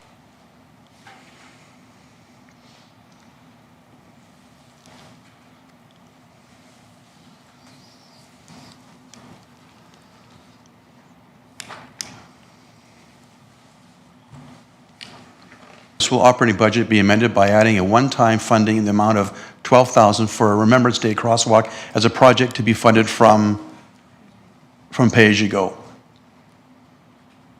I'll speak to my own motion here. So, Council, I did forward a picture of a Remembrance crosswalk in Cochrane.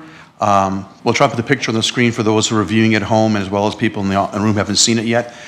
I thought this was supposed to be a capital item, but apparently I talked to Finance today, and it is actually an operating budget. So I thought it was going to be capital. That's where we're having it now. So it is simply a red and white crosswalk, but lest we forget a cross on each end with a symbol of a soldier there. It conforms to the Legion's concern not having crosswalks with the poppies on them and people driving on poppies. That's why they did it this way. I know we're looking at potentially doing a cenotaph down the road, but we do have a very strong Remembrance Day service at our rec center, and I think a crosswalk in the area would be a nice gesture. So I got the pricing from Mayor Ganung in Cochrane. That's supposed to last approximately 10 years. It's been installed earlier this spring. So with that, it's a simple idea. Again, I thought it was supposed to be capital, but it is actually an operating expense. I wasn't expecting that. So the 12,000 would be 0.05% change to our tally. So we're at 5.41 to be 5.402 or something. If this motion were to pass, Jay? So through the mayor, so this would, or to the mayor, this would have a net impact because it would be funded from pay-as-you-go and not from. Sorry, you said pay-as-you-go. I forgot. Thank you for clarifying. It would not affect the tax levy at all. I thought it was going to, but it's not. So thank you for clarifying that. With that, I'll open it to questions. Oh, Mr. Lewecki, give me a second to give you a microphone here.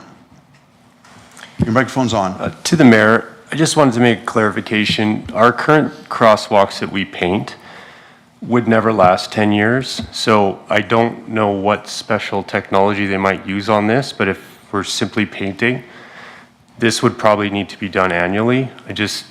Unless I'm missing something, I can't see how this would last 10 years. That's I take that comment as intended, as good advice.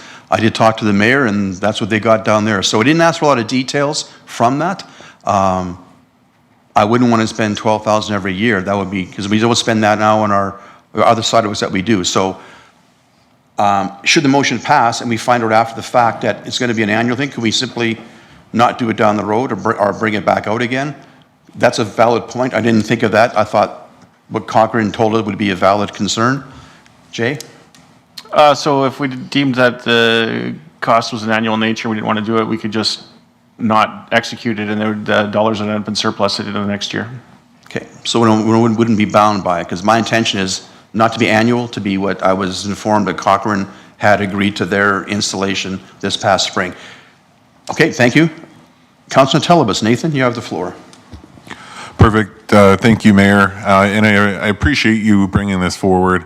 Obviously, any chance and opportunity that we can get to recognize fallen soldiers and anyone that protects us, with law enforcement included as well, is important. My only concern with this is as discussed, potentially how short-term it may be and the cost associated with it. So with that being said, I would much rather see those funds go to a cenotaph or something a little more permanent. So for that reason, I would be against it, but fully support the idea, and I thank you for bringing it forward. Appreciate that. Councillor Penrod. Thanks, Mayor, and appreciate the jumping in, Mr. Lewicki, with a comment. That was actually going to be my first question. My second and follow-up question is the rainbow crosswalks that we paint in 2 locations in the city. What is the annual cost for those? Because I understood that it is an annual cost, right? So I guess where I'm going with this is maybe the cost isn't $12,000. Like, I don't think any of us would consider $12,000 a year prudent, but maybe if we use the same paint and the same technology, it's a different cost. Mr. Lewicki? Through the mayor to Councillor Penrod, I did confirm that 12,000 should be able to paint this crosswalk one time. Now, there might be different products that have it last longer, but at this point, the way we are currently doing our crosswalks with our current Pride crosswalk configuration, it's a little hard to compare. Obviously, we haven't priced out this configuration. The Pride crosswalks have, like, I don't know, don't quote me, 9 colors, 10 colors in them. So that's a lot of extra effort. I think we're doing about 15,000 per for those annually. And I mean, as you see, you drive down 50th Street, you will notice by spring it will be mostly gone or faded and degraded significantly. So 12,000 should do this with the, there's only, looks like 3 colors in there.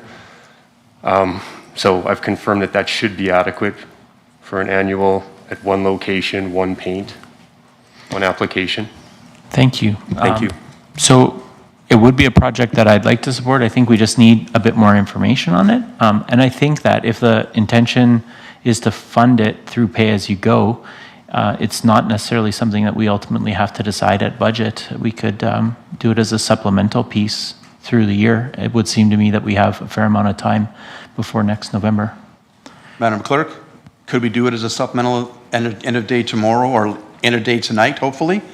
I'm prepared to withdraw the motion and entertain it at that time, if that works. Thank you, Mayor. Yeah, we can prepare a motion for supplemental to bring a report back on that. Great. I'll withdraw the motion and we'll do it as supplemental and we'll go from that point forward. Thank you. All right. Next on our page 12, going down, there's no more motions that I'm aware of for operating at this time. So next is the RCMP contract increase on page 12 at the bottom. It does show, my reading glasses here, 530 all tax related. At this time, discussion from members of council. I believe Councilman Swain has a comment on this particular item. So Sam, I'll give the floor to you at this time. Yeah, thank you. Maybe just first off, what happens if we don't pay this? Not suggesting we will, I'm just asking the question before Edmund, I saw their looks back there.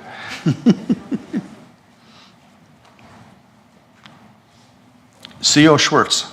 Like any other contract, then we're in breach. Right. So the next question is around, 17 members of the RCMP here. They're not always fully staffed, right? So does this contract increase, is that based on all 17 being here at all times? Could you just speak to that? CEO, Ms. O'Neill. Thank you. Through the mayor to Councillor Monkoff-Swain. No, this would only include the forecasted member utilization. So we forecasted with the RCMP 14 members out of 17. So this only covers the 14. Perfect. Thank you. That's all I had. Thank you, Councillor. Any further, oh, hang on. Councillor Telebus, you had yours, you're done? Okay. Seeing no further questions, members of council? Steve, anything from you on this topic? I can't see you, of course. No, all good, Mayor, thank you. Councillor Telebus? Yeah, I'll come back to you. Nathan, you have the floor. Thank you. Just looking for clarity for some of the unfunded items that potentially fall operating. Do we have to cover that previously, or will we go to the unfunded items at the end to discuss in detail? Sorry, can you say that again? I only caught part of that, sorry. I was Yeah, looking so at some my of the screen. unfunded items, if they fall under operating, do we have to present that prior to moving on? Or will we go over some of the unfunded items at the end, like towards the end of the budget here? I believe, Madam Clerk, we should probably tackle any unfunded operating items at this time, is my understanding. Thank you, Mayor. Yes, we should. Anything to do with operating, even if it is in unfunded, should be dealt with now. Yeah, okay. So we no further comments on the RCMP before I believe we go into potentially unfunded operating items? Okay, with that, I believe then we can move then. We have completed page 12 as what's here now, so we can then move into operating unfunded. And I'll begin with you, Councillor Telebus, so you have something in mind. So Nathan, you have the floor. Perfect, thank you. I will just wait for a motion.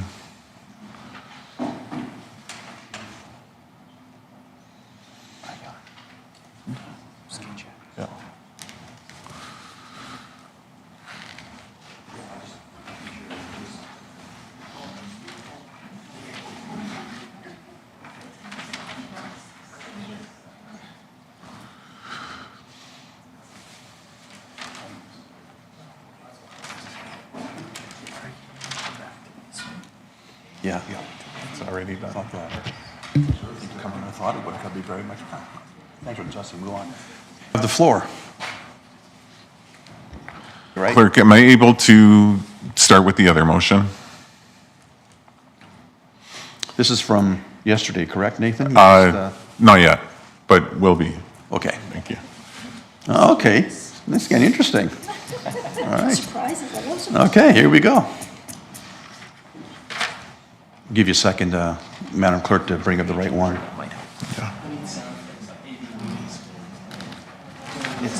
The music thing? Yeah.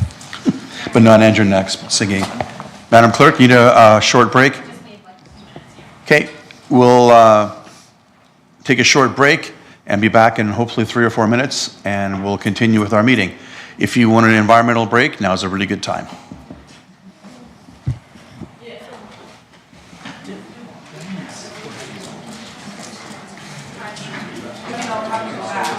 Okay, thank you. We are live back after our short break to work through some wordsmithing on some motions, and I believe we are ready to go, Madam Clerk and Councilman Telebus. You have the floor with your motion when it comes up on the screen, and we'll begin. After Councilor Telebus, we have a motion coming from Councilor as a motion after we're done with the ones from Nathan. He said he has a couple here, so the ones from Nathan, he said he has a couple here, so.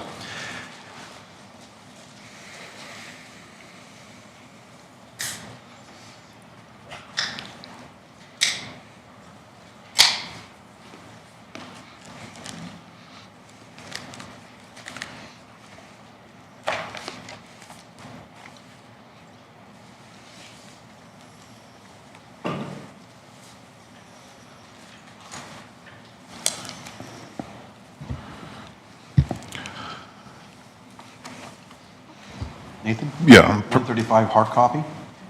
Correct. Thank you. I love paper. So sorry, Madam Clerk, are you looking for me to fill in the? No.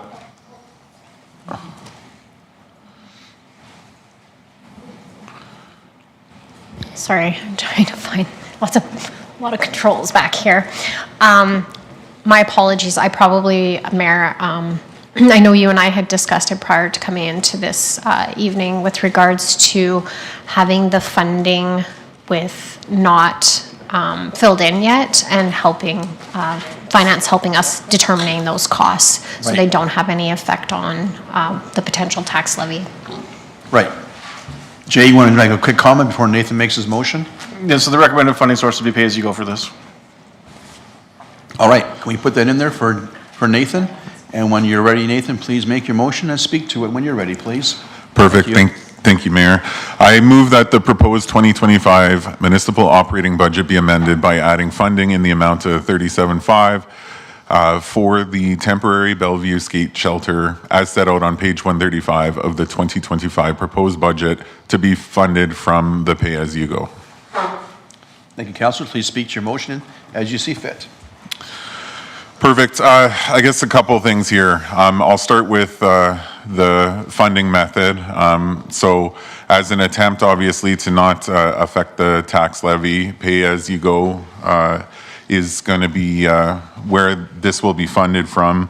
I do want to touch on the importance of a facility like this. As it stands right now, we know we don't have enough ice rinks, at least indoor, that are available to our youth and adults included to utilize.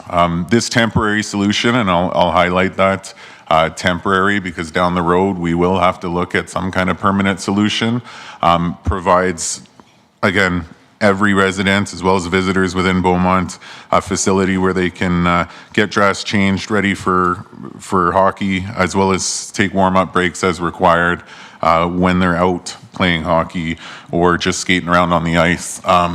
In all my times during operating hours that I've been there, I would be surprised to say if I've ever seen someone not using that facility. So it's very hard for us to provide something and then take it away. So I think this is absolutely an asset for the community, and yeah, it will be used, I can guarantee you that. Thank you, Councillor. I appreciate that. Jay, a comment before we go any further on the discussion, please? You have the floor. To the right, Councillor, just to get clarity, so the way we're interpreting this right now is that it's $37,500 for the 1 year, and that subsequent years would come back for discussion for council approval, just so we're, the motion on page, or the 135 references ongoing, and so that would not be the funding source. Pay-as-you-go, pardon me, pay-as-you-go would not be the funding source for continuous operations, it would be for one time, so just getting clarity. Correct, yeah, with the intent down the road for something more permanent. Thank you, Councillor. I have a very quick first question then. Should this motion pass, does the money start January 1, or can we get the rental shack in here as soon as possible? I know we're passing the 2025 budget. This is $25, but can we make this happen if the motion passes before January 1? They have to get the ice shack up there, and the kids can start using it and all that good stuff. Just a question, Jay.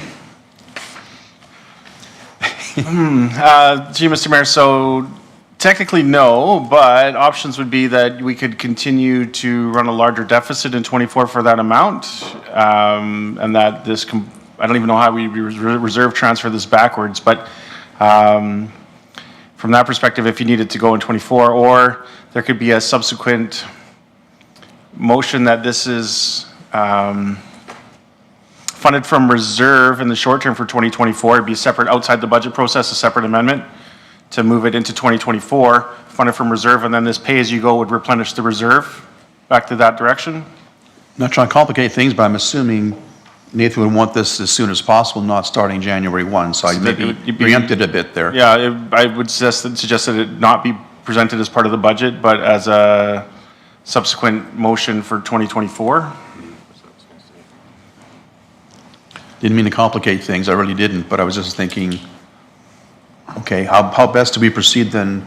Councillor, how do you? Yeah, I'm not too sure, because obviously some of that costing will fall into 2025, so looking for... Sorry, Nathan, CO Schwartz has handed before I went to you, I apologize. CO Schwartz? As Jay said, there's a number of options. Let's go with this. We will make it work. That's what I was thinking, that's my next comment, saying we'll Thank you. make it work. Great. Thank you for answering my question, and making it work is a good answer. Councillor Monkoff-Swain, you have the floor, followed by Councillor McCook. Sam? Yeah, thanks. Continuing the theme with Nathan and I being aligned, you're not supposed to laugh at that, Kathy. So I think the reason why I like it is one time because, ideally this is a target for someone to come in and sponsor, right? And pay for that moving forward. So short answer, yes, I'm supportive and on 1 year. I think we could also think about this moving forward so that we don't have to wait And we should not remember this next year, so we don't have to wait till the budget to do what Mike is asking. We should see where that source funding could come from. But either way, I'm supportive of this. Yeah, I agree with those comments. Councillor McCook, Kat, you have the floor, followed by Councillor Van Newkirk. Thank you. Councillor McCoskey went where I was going to go. Is there any opportunity, obviously there's not one right at this moment, but are we able to work towards an opportunity for a potential corporate sponsor for this year at any point, or? Hang on here.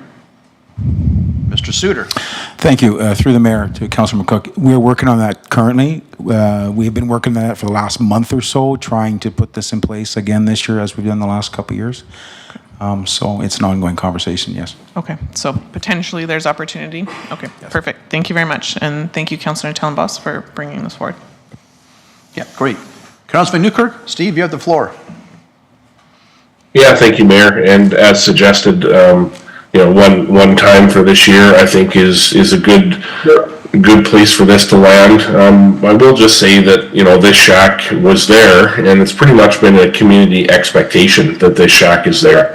So the old shack was tore down, the rink was rebuilt, there's a place for it, and the funds haven't come together yet to build a permanent track. So here we are, craning in and out a temporary shack. But that's where we're at, and happy to support this community expectation. Thank you. Thank you, Councillor. Councillor Warner for a quick comment, then we'll move things along. Kathy, you have the floor. Just a question to the administration. Is this going to be the only ice surface that has temporary skate shelter? Are there any others? Mr. Suter, do we have any other plans for any other skate shacks? Mr. Lewicki. Mr. Lewicki, okay. Through the mayor to Councillor Barnhart, there are no other plans for skate shelters at outdoor boarded rinks currently. Okay. That's my only hesitation here, but I do support it. I just remember the conversation we had last year, I think it was at budget time, about the cost of building skate shacks. So I am thinking ahead, but I do think we need to think of this in a broader strategy, not just the one-off. So I'll support this at this time, but I think we need to have some planning time spent on that, which I'm sure the administration is aware of. Thank you, Councillor. Seeing no further comments, Nathan, unless you have a final comment, I will be prepared to go to the vote for you if you like. Any final comments? Are you good? All right. Thank you. Would you please initiate the voting process on the motion in front of Council? Councillor Van Newkirk, how do you vote? In favor. Thank you, Council. That passes 7-0 in favor. Thank you, Councillor Tello, for bringing this forward. Much appreciated. He's going to be a great addition to our community. And thank you, administration, for being creative on my question, and we'll let you guys figure that out. Councillor Telebus, I believe you have another motion. When it's on the screen, please proceed when you're ready. Perfect. Thank you. Thank you.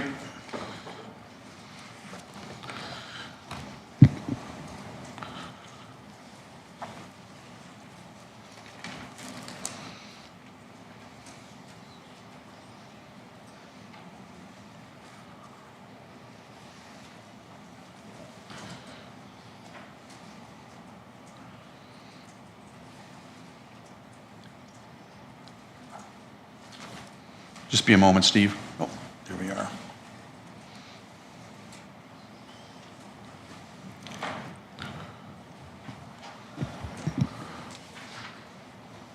Even when you're ready, as long as it's the one you wanted. I don't think that's mine. Well, it's not mine.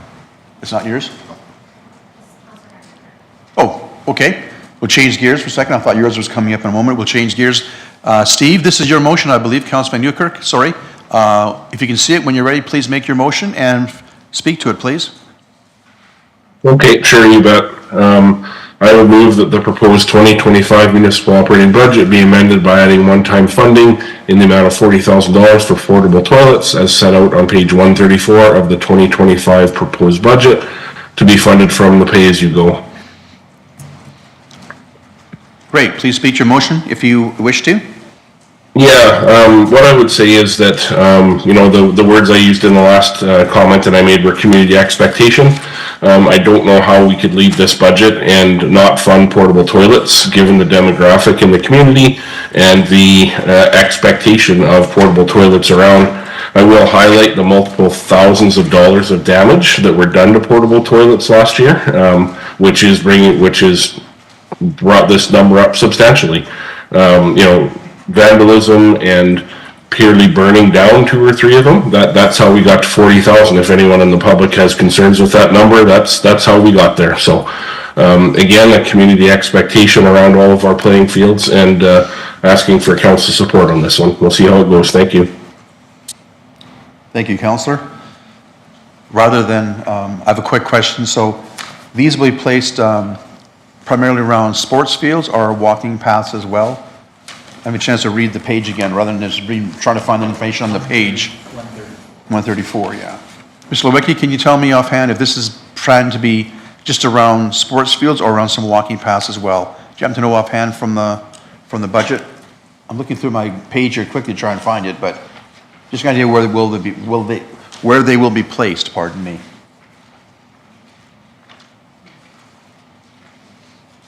Mayor, it's also Schedule H in the maps. Okay. Okay, well, you know what, I'm not going to waste some more time. I'll just assume they'll be placed in great spots. Let's move on. I'll withdraw my question. Thank you, Mr. Leckie. Councillor Penrod, you have the floor. Thanks, Mayor Daniluk. I'll be brief. I want to support this for all the reasons that Councillor Van Newkirk said, except for the piece that he mentioned that we had several of these burned down last year by arson. I don't think we have a good plan to prevent that from happening. In fact, I don't think a plan to prevent that from happening is possible beyond spending ridiculous amounts of money to police the porta potties. So my vote is going to be no on this motion, and that it's a vote cast as a this is why we can't have nice things. Until people stop burning down infrastructure like portable toilets, we can't provide them. Okay, thank you, Councillor. Appreciate your comments. Councillor Natelibus, Nathan, you have the floor. Perfect. Thank you, Mayor. A question just for Chief Melvin there. I guess you and your team, how do you feel you guys were impacted? Obviously, I don't know what time these were set on fire and how the arson had happened, but it obviously draws on your team services. So just looking for a little input from you as well, and if that cost is captured in this 40K as well. Chief, Director Melvin. Through the mayor to Councilor Tellenboss, we were called out for one of them. Obviously, by the time we get there, it's pretty much in rubble. So there's not much cost to the fire service on this other than more of an inconvenience. The second one we found out the morning of. It was already gone, so we didn't have to do any fire suppression efforts on those two. From a municipal enforcement, very hard to kind of prevent these things. Most are happening in the dead hours of the night, and we normally just find out the next morning or get dispatched out. So those are those comments. Perfect. Yeah, thank you for clarifying. That's all I have for now. Thank you. Councillor McCook. Kat, you have the floor. Thank you, Mayor. Yeah, I think these are definitely needed. In the report, it says that there's increased use to them as well throughout the community. So just the weekly servicing is insufficient because they're being used that often. Therefore, I believe there is a need for them. However, I do understand Councillor Penrod's point in that if they're just continuously being burnt down, we're burning money at that point. Just a question for administration. The ones that are burnt, we do not replace them, correct? They're burnt, they're gone. That's it? Mr. Lewicki. Through the mayor to Councillor McCook, we haven't been replacing them, but we still owe money on them because they're rentals, right? So at this point, we haven't been replacing them because we have to pay for the lost one and then we have to pay for another one. So we haven't, and we haven't had the budget to support replacement. This, I'm not sure the budget will allow for, obviously there's a bit of contingency in there for vandalism and such, but obviously if we start losing 3-4 toilets, you know, we'll be running a deficit again, and that is that is definitely a risk with putting these facilities in public. And as Chief Melvin indicated, that there's not a really effective way to patrol and make sure this doesn't happen. It takes 30 seconds to probably, sabotage one of these things. They're plastic, they melt to the ground, they're gone, right? So it is unfortunate, but it is a risk. Thank you. Okay, thank you. And then, have we looked at various suppliers, or like what do other communities do? Is there an opportunity, like there's no insurance or anything on these porta potties? We're just there for replacement cost and that's it? Through the mayor to Councillor McCook, at this point, I'm not aware of any other options as far as insuring. I mean, they're not a high value item, but they're valuable enough that they cost us money, and I suspect insurance would probably not be economically feasible. I mean, I can't say that I've looked into that personally, but it's likely that it's probably not a feasible option. Thank you. Thank you for that clarity, Mr. Loki. I think my concern with this is if we do have a couple issues with a couple of them, then, we're already digging ourselves out of the deficit from last year, then we're back in the same spot. That's just one of my concerns. Thank you. Thank you, Councillor. Councillor Barnhart, you have the floor. Just a quick question, I guess it is. Chief Melville, do you know if if we've looked at different locations? Because I think if it's out more open rather than behind, let's say, J. LaPointe School or something like that, it might be less of an issue. Has from a community, trying to think of that, CEPTED principles, where we put them might make a difference, but I'm sure you've tried that. Is there anything you could add to this discussion with that? Through the mayor to Councillor Barnhart, I'll defer that question to over to infrastructure. As they place them, we just put them out. You just take care of them, okay, after the fact. Sorry, Mr. Lewicki. There you go. Thank you. Through the mayor to Councillor Barnhart. Currently, we try to place the portable toilets in areas of high need and higher traffic areas. Obviously, you don't want them in a very noticeable location where it's like the center of attention, but they are in higher traffic areas. Some aren't, but I don't know that that's really impacting the vandalism or damage that we've been seeing. So I think there is an effort to try to balance the location with not being too much in the center of attention, but also keeping it off to the side so it's convenient. I'm sure you know your business, Mr. Lewicki, and you know where the high rates of crime are happening, perhaps, and what's hidden away. So I'm just putting that out there. Sadly, I don't see another alternative. The groups that I heard from in the past have, like tennis and pickleball and things like that, are looking for access to these toilets as well for the reason that they're there. So I would like to support it, but I also hear the concerns about the cost just going up and up. And the only other alternative is to come up with permanent toilets, and that's even more expensive than skate shacks. So I'll leave it at that.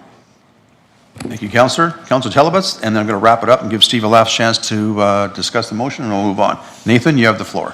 Thank you, Mayor. If you asked me 10 years ago if I'd be talking about toilets getting burned down with 20 people involved in the conversation, I don't think it would have been something I thought of.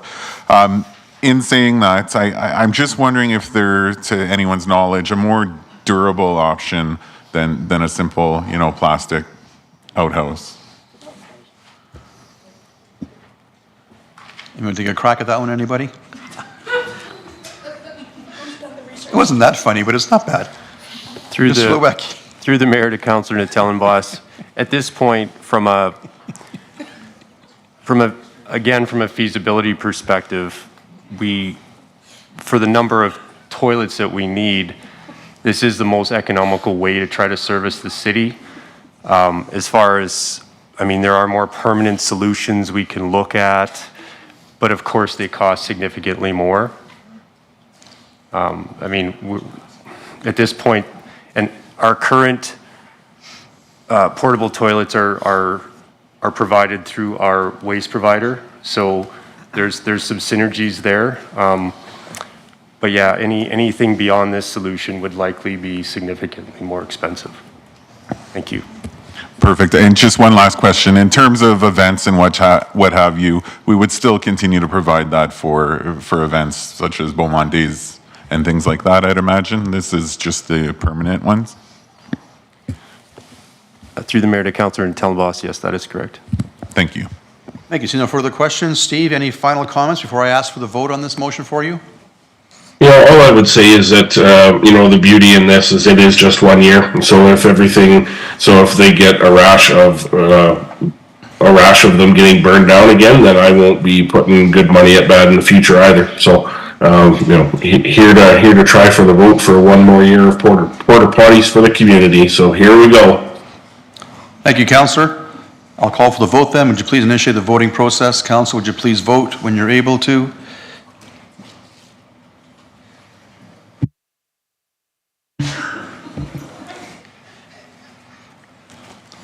Everybody's a little giggling here. Councillor Van Newkirk, how do you vote? In favor, Mayor. Thank you. Thank you. Councillor Tellenboss, I'm not showing you. No, I'm struggling.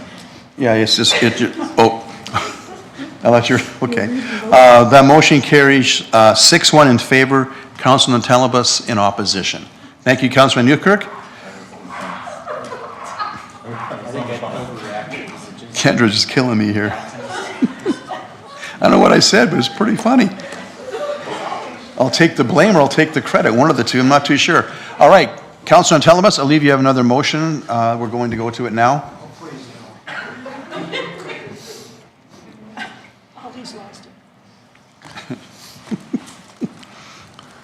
Gotta have fun. Gotta have a little fun in the budget process. Perfect. Thank you, Mayor. First off, I guess before I read these two, I just want to thank administration for their assistance with kind of putting this together. I may have been a bit more wordy than I wanted to yesterday, so this kind of cleans it up. So I move that the proposed 2025 planning and development fees be adjusted to achieve an estimated revenue increase of $250,000, and that the updated fee structure be included in the 2025 fees and charges bylaw for consideration by council on December 10th, 2024, and that additional resources be allocated by the end of Q1 2025 to support a proactive approach to addressing land development compliance and enforcement issues, and that a report be provided by council by the end of Q2 2025 on the progress and outcomes of these efforts. Thank you, Councillor. Please speak to your motions. Perfect. So this is a scenario where I am trying to think outside of the box as to how we can bring in additional revenue to help reduce the overall tax levy, under an assumption, of course, that we're hitting the targets that we anticipate for new development, but also to make sure that we have again, a proactive approach by having a compliance officer involved in monitoring the properties that are going up. Just focusing on that aspect, I'll start with there have been a lot of individuals within the community frustrated with builders in and around them, not taking care of their lots, garbage everywhere, not following required bylaws, and this is an opportunity to nip that and end those issues that you're seeing, or at least get a better handle on them. In terms of the additional revenue, obviously, any opportunity we can get, and especially if it's not going to affect a typical resident of the community, we'll take those opportunities too. So combined, I think there's a lot of reasons why we should move forward with this. Thank you, Councillor, for your comments on your motion. At this time, members of council, any questions or comments on the motion? Motions on the screen. Just checking my screen here. Councillor Penrod. Phil, you have the floor. Thank you, Mayor Daniluk. A question for Ms. Raymond in Planning and Development. The number here that's targeted is 250,000. It doesn't sound like that's intended to be new money over and above some of what was presented yesterday. So just wanted to get your, and maybe I'm wrong on that, but get your clarity as to how this would impact the work that you've already begun, and if this is a realistic number that could be achieved while kind of keeping some of the balance that we talked about yesterday. Sure, thank you, Councillor Penrod. Councillor Natellenboss can correct me if I'm wrong, but I believe he's asking for 15% over and above what we presented yesterday. So if we said that the cost for a new house is $1,803, give or take, if we went up by 15%, we'd be looking at that being over $2,073.45. I almost made that much more expensive. And just to the second point of the question, how achievable is this? I do think it is a modest increase. We were looking at this internally here in the past day, trying to figure out kind of where we might look at increasing fees based on the conversation we were hearing last night from council. I think that in alignment with everything I've heard about council wishing to maybe slow down a little bit on the pace of development, I think that this is a reasonable increase. There's still room to move the fee in what we had proposed yesterday compared to where we are. I would need to benchmark it to see where that put us with municipal comparators. But I think that that is still within the balance, and we'd already been considering something similar. So I think it's reasonable and strikes that balance about what council's looking for in alignment with the fees. Thank you. And thank you to Councillor Natellenboss for thinking outside the box and bringing this for us to consider. Thank you, Councillor. If I could ask a question of administration, so we're looking at an increase of approximately 15% to what we'll be seeing on December 10th. If council were not to vote for that increase of 15%, what happens to this motion? If the motion passes today and we don't pass that extra 15% on December 10th with the updated fee structure, fees and charges bylaw, is that my understanding that that's a possibility? But then what would happen with implications should that happen? It's not happened yet, it's in the future. To you, Mr. Mayor. So the ramifications, so the assumption is that $250,000 of extra revenue is going to be generated to offset these positions.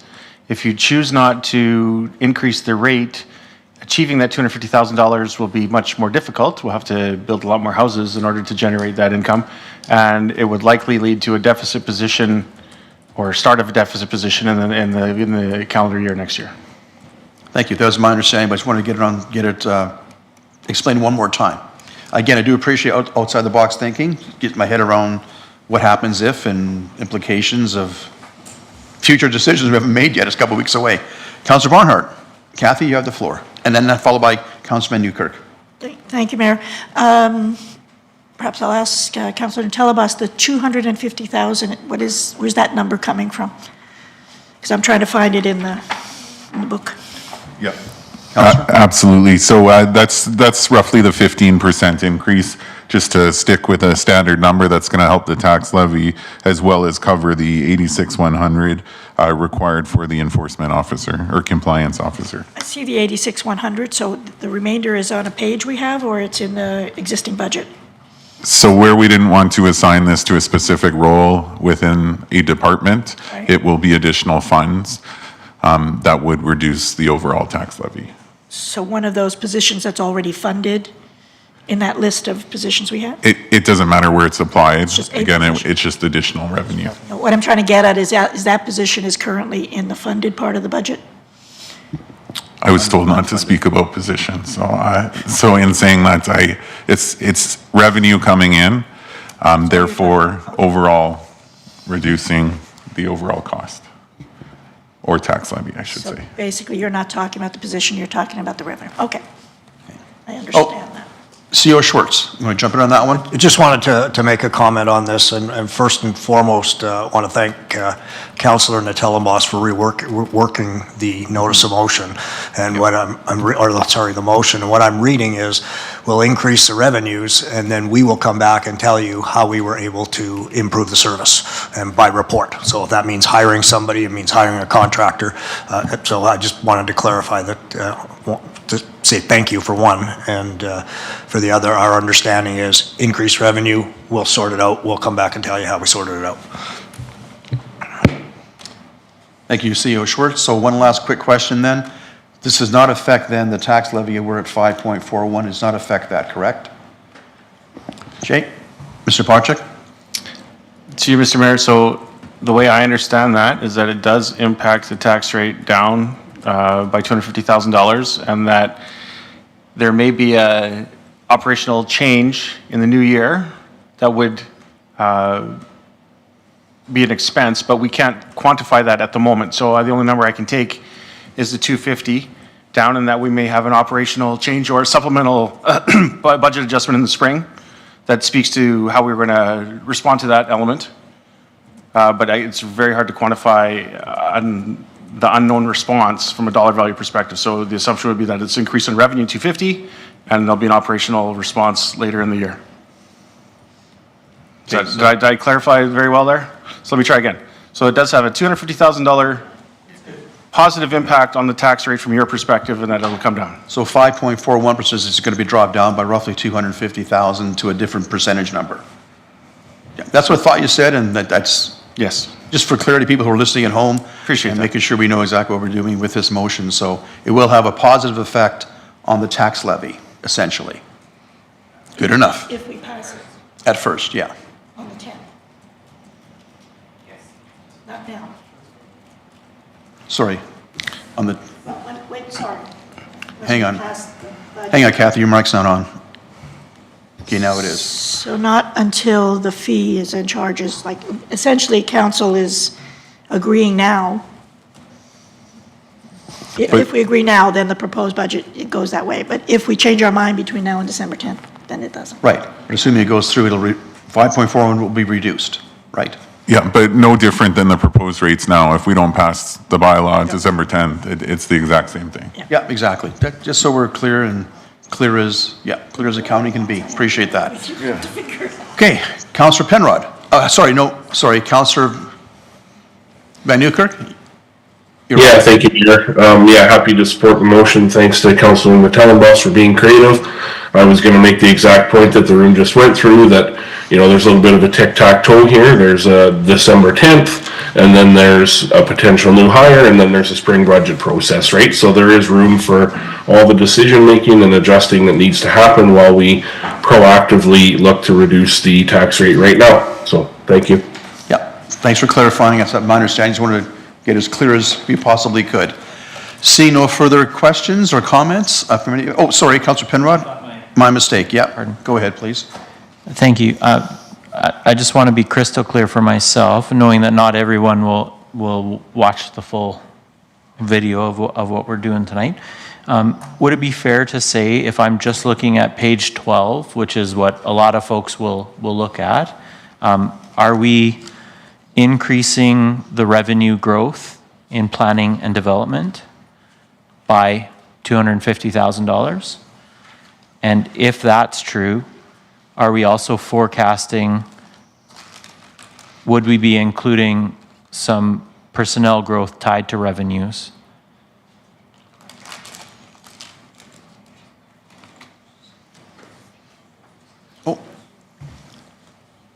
Ms. Bajek?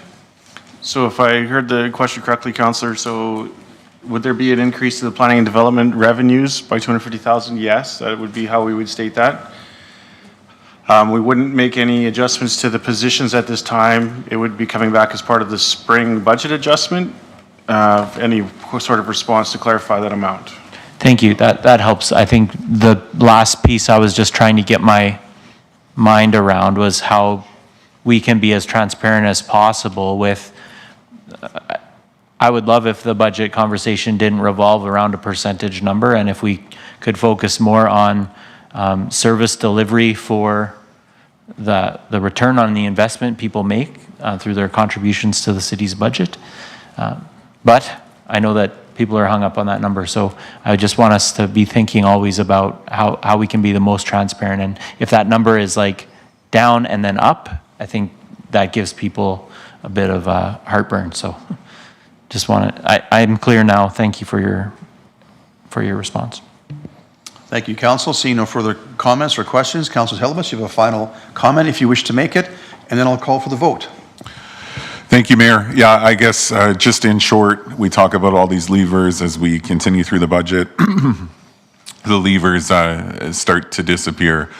This is an opportunity to look outside the box, see how we can bring in additional revenue and ultimately bring down our tax levy. And this, as well as also dealing with some of the concerns we have in terms of development and the lack of control and compliance and enforcement. So I hope everyone is on board for this, or at least the majority, because I feel it'll benefit everyone. Thank you.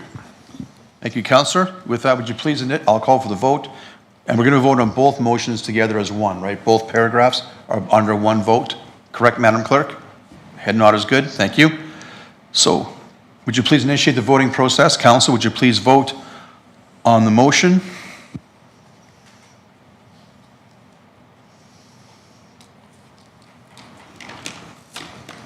Councillor Van Nieuwkerk? In favor. In favor? Councillor Telebas? Yes. Yeah. Okay, I'm showing you as a no on my screen. That would surprise me. Oh, I'm not, no. No. Okay, screenshot, I got a big red 0 here, just so we're clear. So I thought you'd be voting yes. I did actually. Okay, having said that, we have motions passed. Councilor Newkirk is a yes. So motion is carried 7-0 in favor of the motion. Jay, do you have a comment to make at this point? Thank you, Councilor Telebas. Thank you, Mr. Mayor. So just an update on what that does to the tax rate. Thank you. We're at 452. Thank you. Okay. So we have no more motions. Oh, Councilor Barnhart, you have something to say at this point? Just a process question, Mayor, because I'm kind of losing track of when my motions are coming forward. I did give Ms. Winter 2 motions yesterday, and I'm just wondering, are they for, where do they come? When do they? If they're not operating, they should be capital. Are they capital or Well, operating? I'm a little confused as to whether they are capital or not at this point, so. Okay, we'll get that clarified. And we're doing capital next, is that? Utilities are next, then capital. No, we have to finish the grants and library, which is still part of operating. Okay. Okay. I'm just losing a little bit of track here. I want to make sure I'm on the right page. Yeah.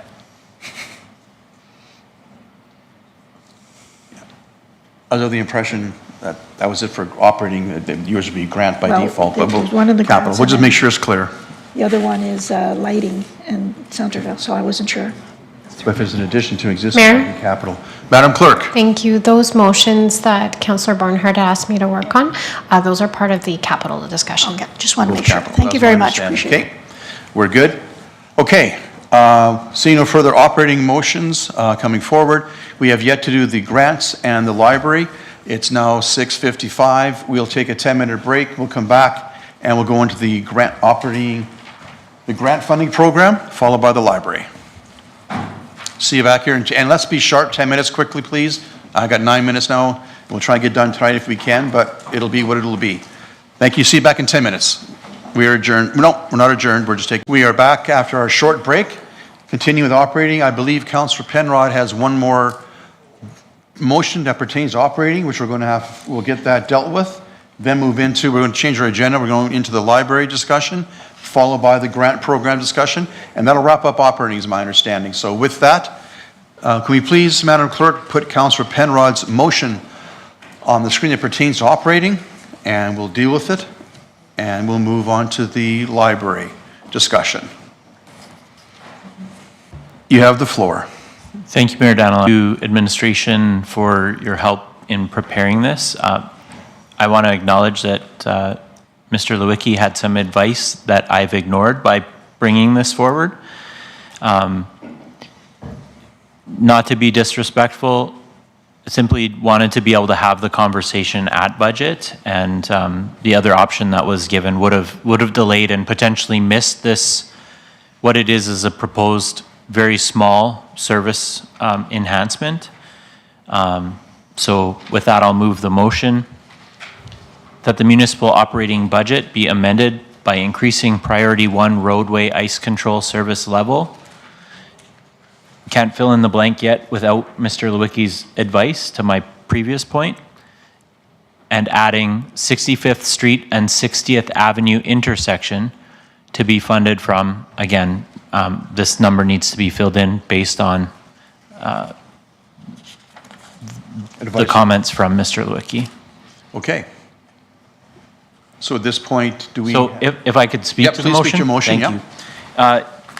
Council and anyone with the proposed budget document in front of you, if you look towards the back of your package to Schedule B1, roadway ice control, and you go to the top northwestern quadrant of Beaumont, the Dansero community, and if you look at the intersection of 510 and Route 243, come down from that intersection to the next red. That's the entrance into the Dansero neighborhood. And the next intersection after that red T that is currently blank is the intersection under discussion here. Okay. So if you look at this map in detail, you'll find that this is a unique intersection in the sense that it's high traffic.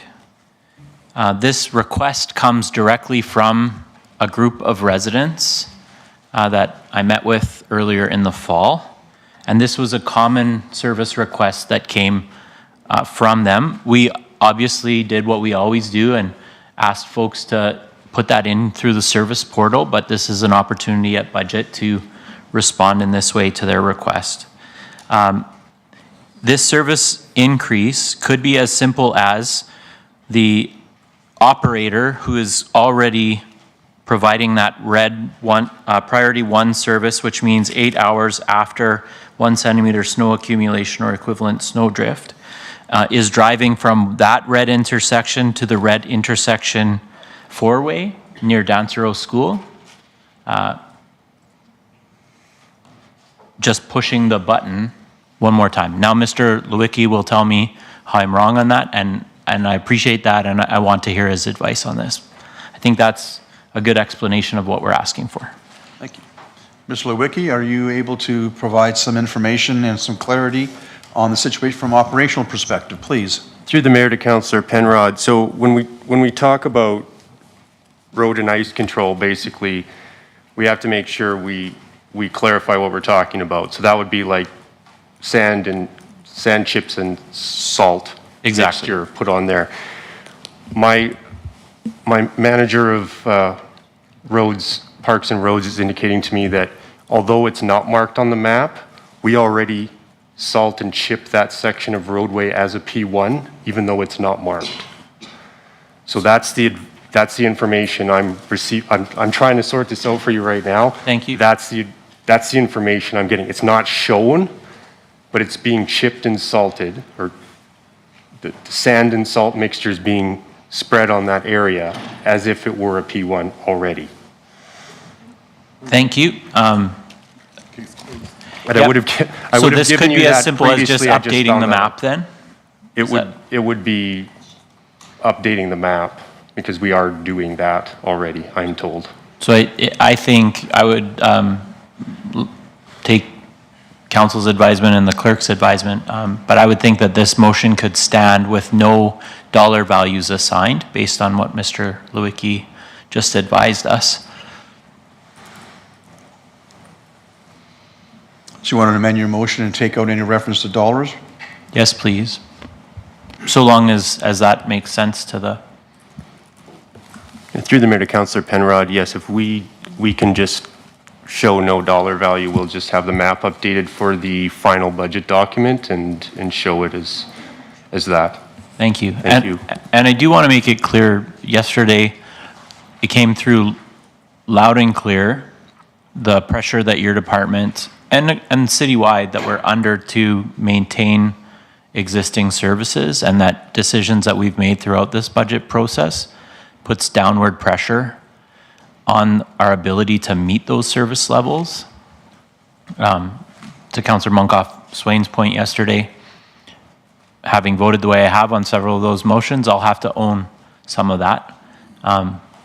But it is good to have the clarity for the residents in the map. So I think this motion is still important. Thank you. Okay, we'll just wordsmith it here, and then we'll have you restate it in a moment, Councillor Penrod, and we can vote on it fairly quickly and move things along.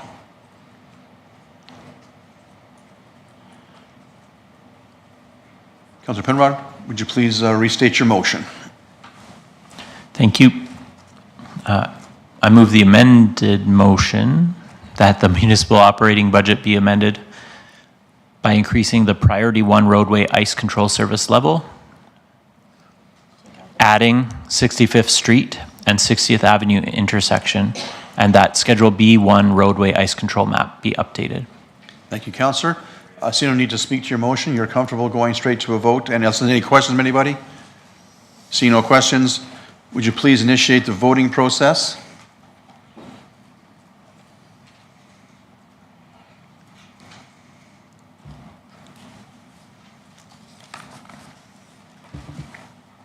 That motion, Councillor Van Newkirk, how do you vote? In favor, Mayor. Thank you. That motion carries unanimously, 7-0 in favor of the motion. Thank you, Councillor Penrod. Thank you, Council. So as I mentioned a moment ago, we will, that concludes all motions for operating. And with that, we'll move into our discussion on the library. Is there a page from the amendment or agenda we can put on the screen that pertains to library? It came by email, did it not? I thought it came by email. Yeah. And we'll put the motion on the screen.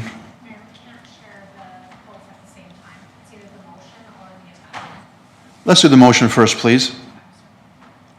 And then we'll leave the screen if we need it. Okay, thank you.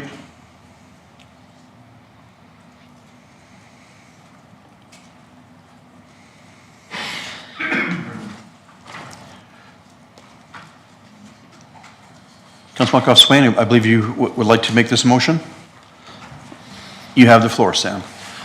Thank you. I will move that the proposed 2025 municipal operating budget be amended by funding the library operating budget 2025 in the amount of $93,400 for the purpose of supporting the compensation review as set out on page 173 of the November 27th, 2024 budget agenda package, and to be funded from the tax levy.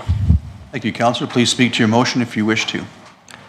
Yeah, we heard from Laura and Aruna earlier about how behind the staff are, 24 to 36%, pretty straightforward. Yes, this will have an impact on the tax levy, but it's, call it a 0.3% roughly. If we don't fund it, then it's going to impact the libraries and their ability to issue the programming and collection. So I hope the votes are there, and I don't know if I'm allowed to do this or not. If folks are in favor, I don't know if we need to all get up and say how great Laura is, although we love doing that.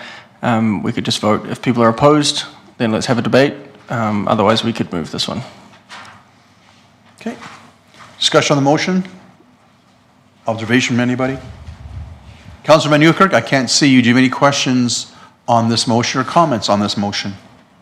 Not at this time, Mayor. Thank you. Councillor Barnhart, you have the floor. Thank you, Mayor. Definitely support fair wages for our staff, and I'm just wondering, and I know Linton's sitting here, I don't know if I'm supposed to ask the question of council or administration, or can I ask Ms. Winton? Depends on the question. Well, the question is Ask just administration, please, first. the timing of it. I guess why we didn't have this information when the budget was presented, because it took me by surprise. And that's the only question I have. Okay. Ms. Morrison, can you speak to that? Through the mayor to Councillor Barnhart, this was our oversight. It should have been in the original proposed package. It actually should have been right behind the library information. So it was definitely an oversight on our part. Thank you. See no further questions. Councilor Telebus. Nathan, you have the floor. Thank you, Mayor. I just, are we going to be bringing up the chart after? Or no? I just heard. We need to. I was assuming council want to see that, but the motion's on the floor. We can bring up the page if you're okay, Sam. Bring up the page. Yes, please. From the package. If we could, Madam Clerk, could we bring up the library page from the budget package, please?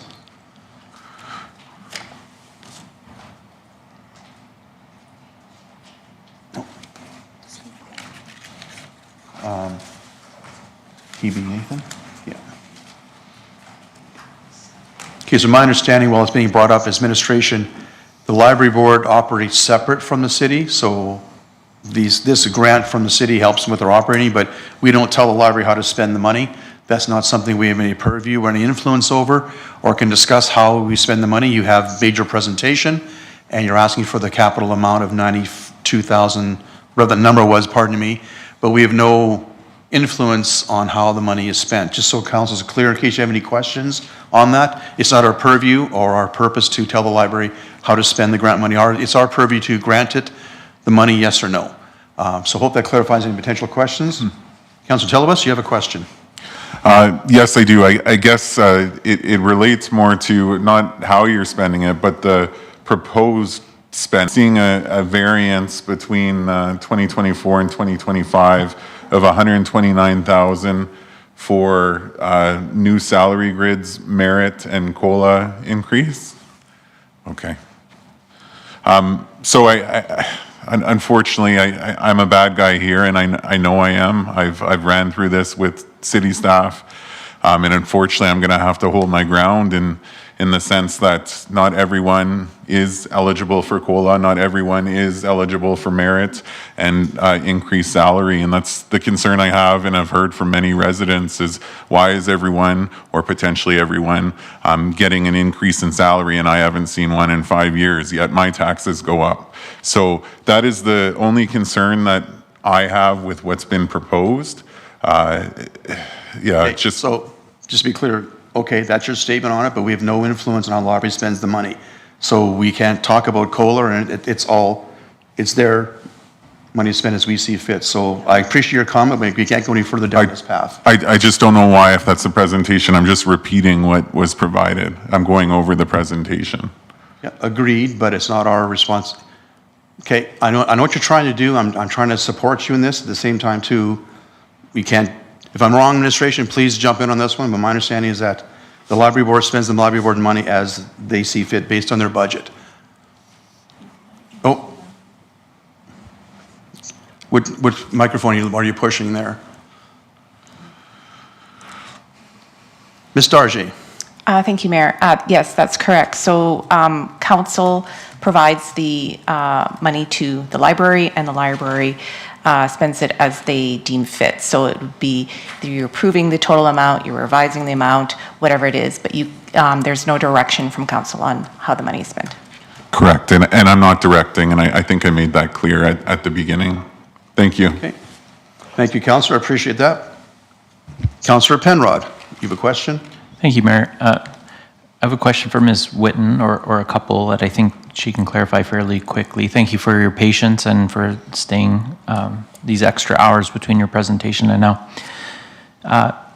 Can you break out for us some of the costs related to Councillor Natellenbos's point? We had these awkward conversations yesterday with our own employees. Can you break out the numbers for us, COLA, merit, and benefits?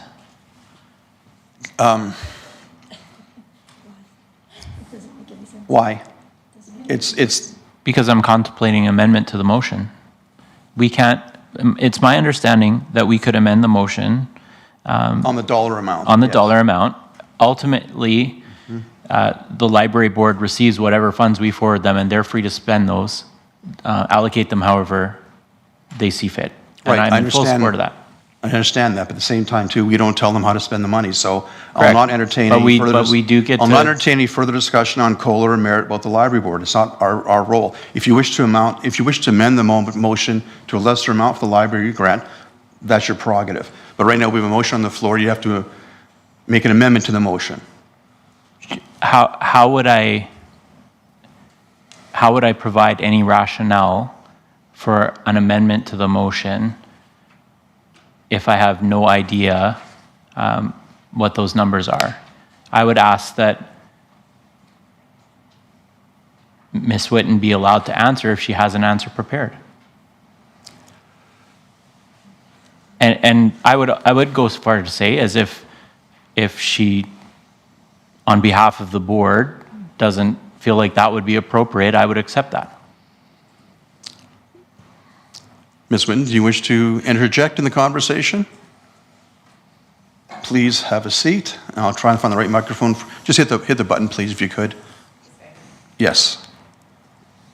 So Thank you. I can't speak on behalf of the library board, and I'm not sure how they would direct me on this.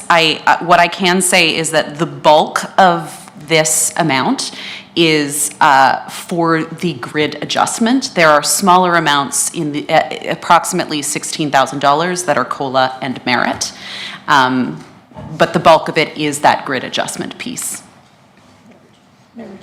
Thank you, Ms. Whitten, for that answer.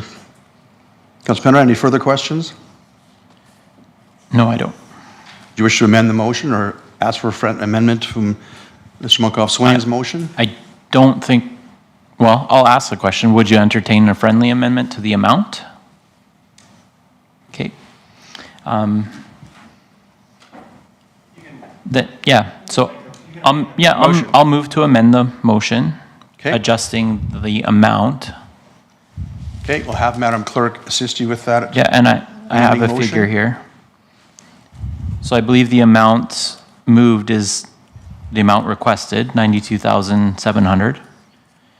I would simply like to amend the amount to 75,900. Thank you, Councillor. I'll wait for that motion to be put on the screen so we can discuss it and vote on it, and then go back to the original motion. Councillor McCook, do you wish to speak to this motion, amended motion, or the existing one? The amending one? Okay, once it's on the screen, please. Thank you. Once it's made, pardon me, officially. Thank you.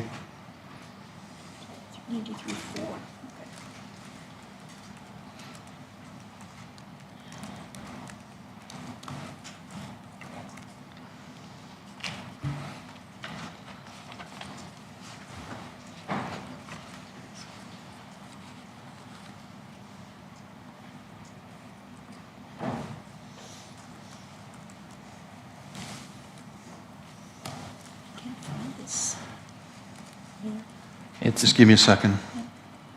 I got Steve here.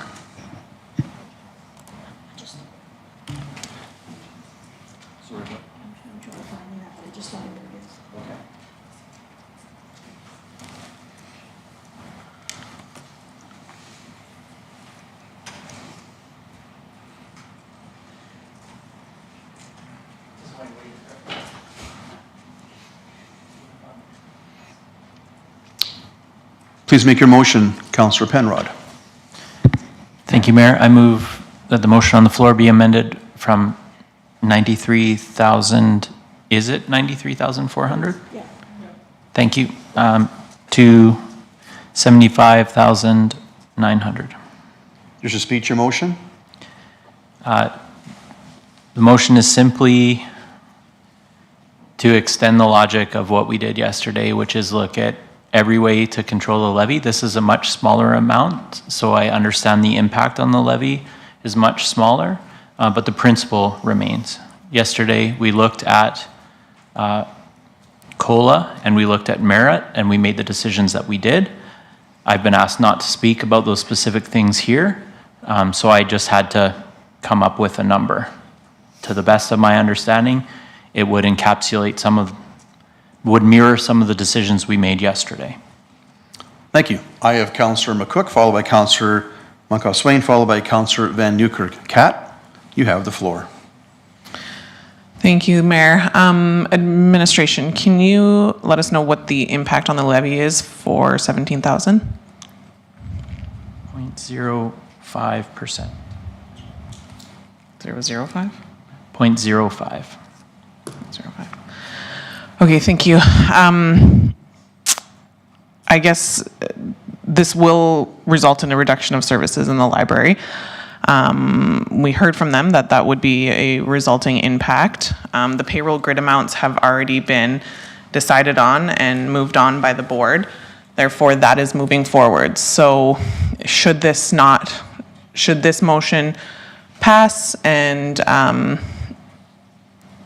we will see a reduction. So I guess I'm sure that Councillor Penrod is aware of that. I just want to be very clear that once again, 53% of our residents use the library and really rely on these services. And we're already very behind in the services for the library as it is. So this is another way that we put pressure on staff and services, and the pressure just keeps rising. So that's my 2 cents. Thank you. Thank you, Councillor. Councillor Monkoff-Swain, followed by Councillor Van Newkirk. Sam, you have the floor. Thank you. I would just ask that, I think this motion would have passed if we didn't hear the word COLA. There was a review done that hasn't been done in a long time, right? And it would be different if this was just an annual ask, right? I would get the logic there, but the board needed more than 93,000, much more than that, and then the board worked very hard to reduce that budget several times. So the ask here could have been, they could have come in and said, 127,000, whatever that number was, and then you'd reduce it to 93.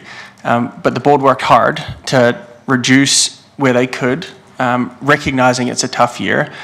And this is not about giving staff who are paid appropriately a COLA adjustment. This is about staff who are 25 to 35, whatever the percentage was, 24 to 36% underfunded across the board. So I encourage people who are voting on this amendment to vote it down based on if this passes, then we're basically taking away services from the library. So I don't think I need to speak too much more on that. I think the votes are there, and I'll look forward to getting back to the original motion. Thank you. Councillor Barnhart, and I'll go back to Councillor Penrod for a final comment. Councillor Van Newkirk was. He withdraw his question. I got my screen going. You're way ahead of me. Thank you, Mayor. So similar to what Councillor Monkoff-Swain has said, I'd be inconsistent if I didn't support this, because I'm not supporting this motion that's on the floor. I'm supporting the original request. As much as I know that it's impacting all of us, I do really feel that the staff salaries are important, and I don't think we should be hurting the smaller organizations and the smaller parts of our organization because they don't have the large lobbying power that some of the larger organizations have. And I'm, again, thinking RCMP and how they're getting their funding. So I am going to be supporting the original motion and not Councillor Penrod's motion. Thank you. Thank you, Councillor. Councillor Telebus, you have the last comment, then I'll go to Councillor Penrod for a final comment before I call for the vote. Nathan, you have the floor. Perfect. Thank you. Just in regard to, obviously, not here to direct how funding is going to be spent, but I am in alignment with Councillor Penrod, just in the sense that, I have to be firm and fair across the board, and I felt absolutely terrible pushing for no increase for the city staff. It's not something I want to do, but when it increases the burden on the residents in the community, it's something that has to be looked at and considered. And I appreciate Councillor Penrod bringing that forward and identifying that. So I am in support of this motion. Thank you. So no further comments. Councillor Penrod, final comment, then I'll call for the vote. Thank you. And thank you, Councillor Monkoff-Swain, for the additional information and background. Thank you for representing this council on the library board. I see some of the numbers that you referenced in the presentation tonight, but they didn't come through with the nuance that you gave. So I appreciate the additional information and background there. It does, what I'm hearing from all my colleagues, it kind of comes down to consistency. I think it was important to at least ask the question. The question was asked of other people. To Councillor McCook's point, all of those pressures that are downward on services are very real, and all of those points applied to everything that we decided yesterday too. And so just in the sake of consistency, that'll determine my votes. Thank you, Councillor. Seeing no further comments, I'll call for the vote. Would you please initiate the voting process on this amending motion?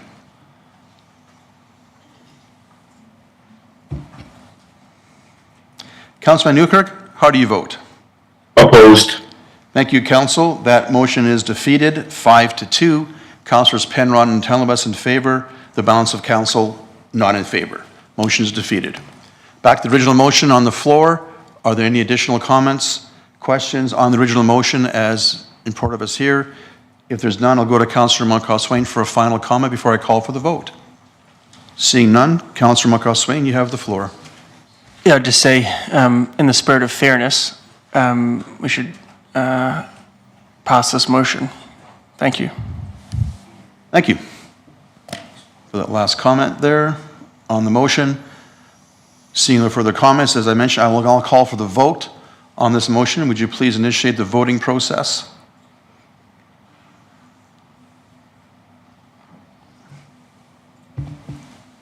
Councillor Van Newkirk, how do you vote? In favor. Thank you, Councillor. The motion is carried 6-1. Councillor Telebas in opposition. Motion is carried. Thank you. All right, that takes care of the library portion of our operating budget. We now move into the grants portion. Madam Clerk Zurich, to make a couple of comments on the grants and then move into the grant package that was a part of the agenda. Thank you, Mayor. Madam Clerk. I just wanted to confirm procedure that the discussions this evening for the grant allocations for the motion are going to be open, not in closed discussion. I just wanted to clarify that.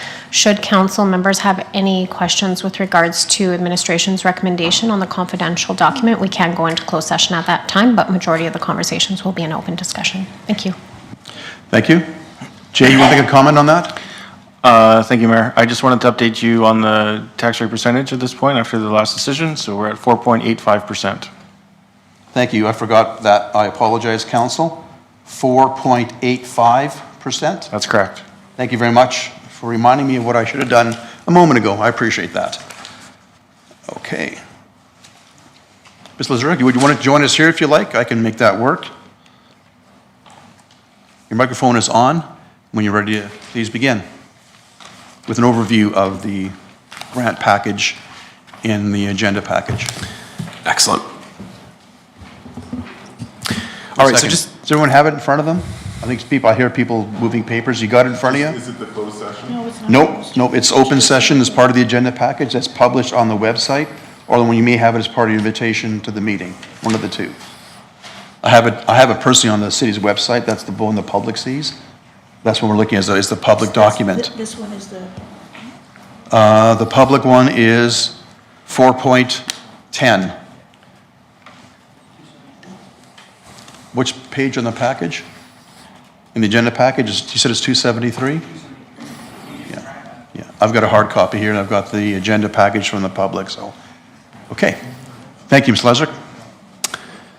No, so I'll just give a really quick snapshot again of these operating major project grant process. So this is a new process for this year where we tried to streamline the groups that were coming to council throughout the year with various asks and kind of bring them in alignment with our other grant requesting processes, make sure we have a good process, good reporting, all the rest, as well as open it up to any other group that wanted to request ongoing operational or project funding through to council. So we had 17 different applications, different group for operating, major project, or just go through the applications, or sorry, just maybe before I jump to that, there was last year there was $130,000 that were allocated to different groups through this, what I keep calling direct to council requests. So I'll go through the groups that have applied for funding just quickly and kind of summarize their ask.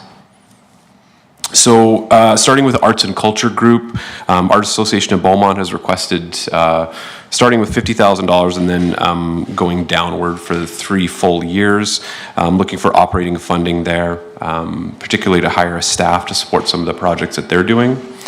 Babadanak Trust Foundation requesting $10,000 operational funding for 3 years to support South Asian healthcare professionals and supporting some mental health supports in our community.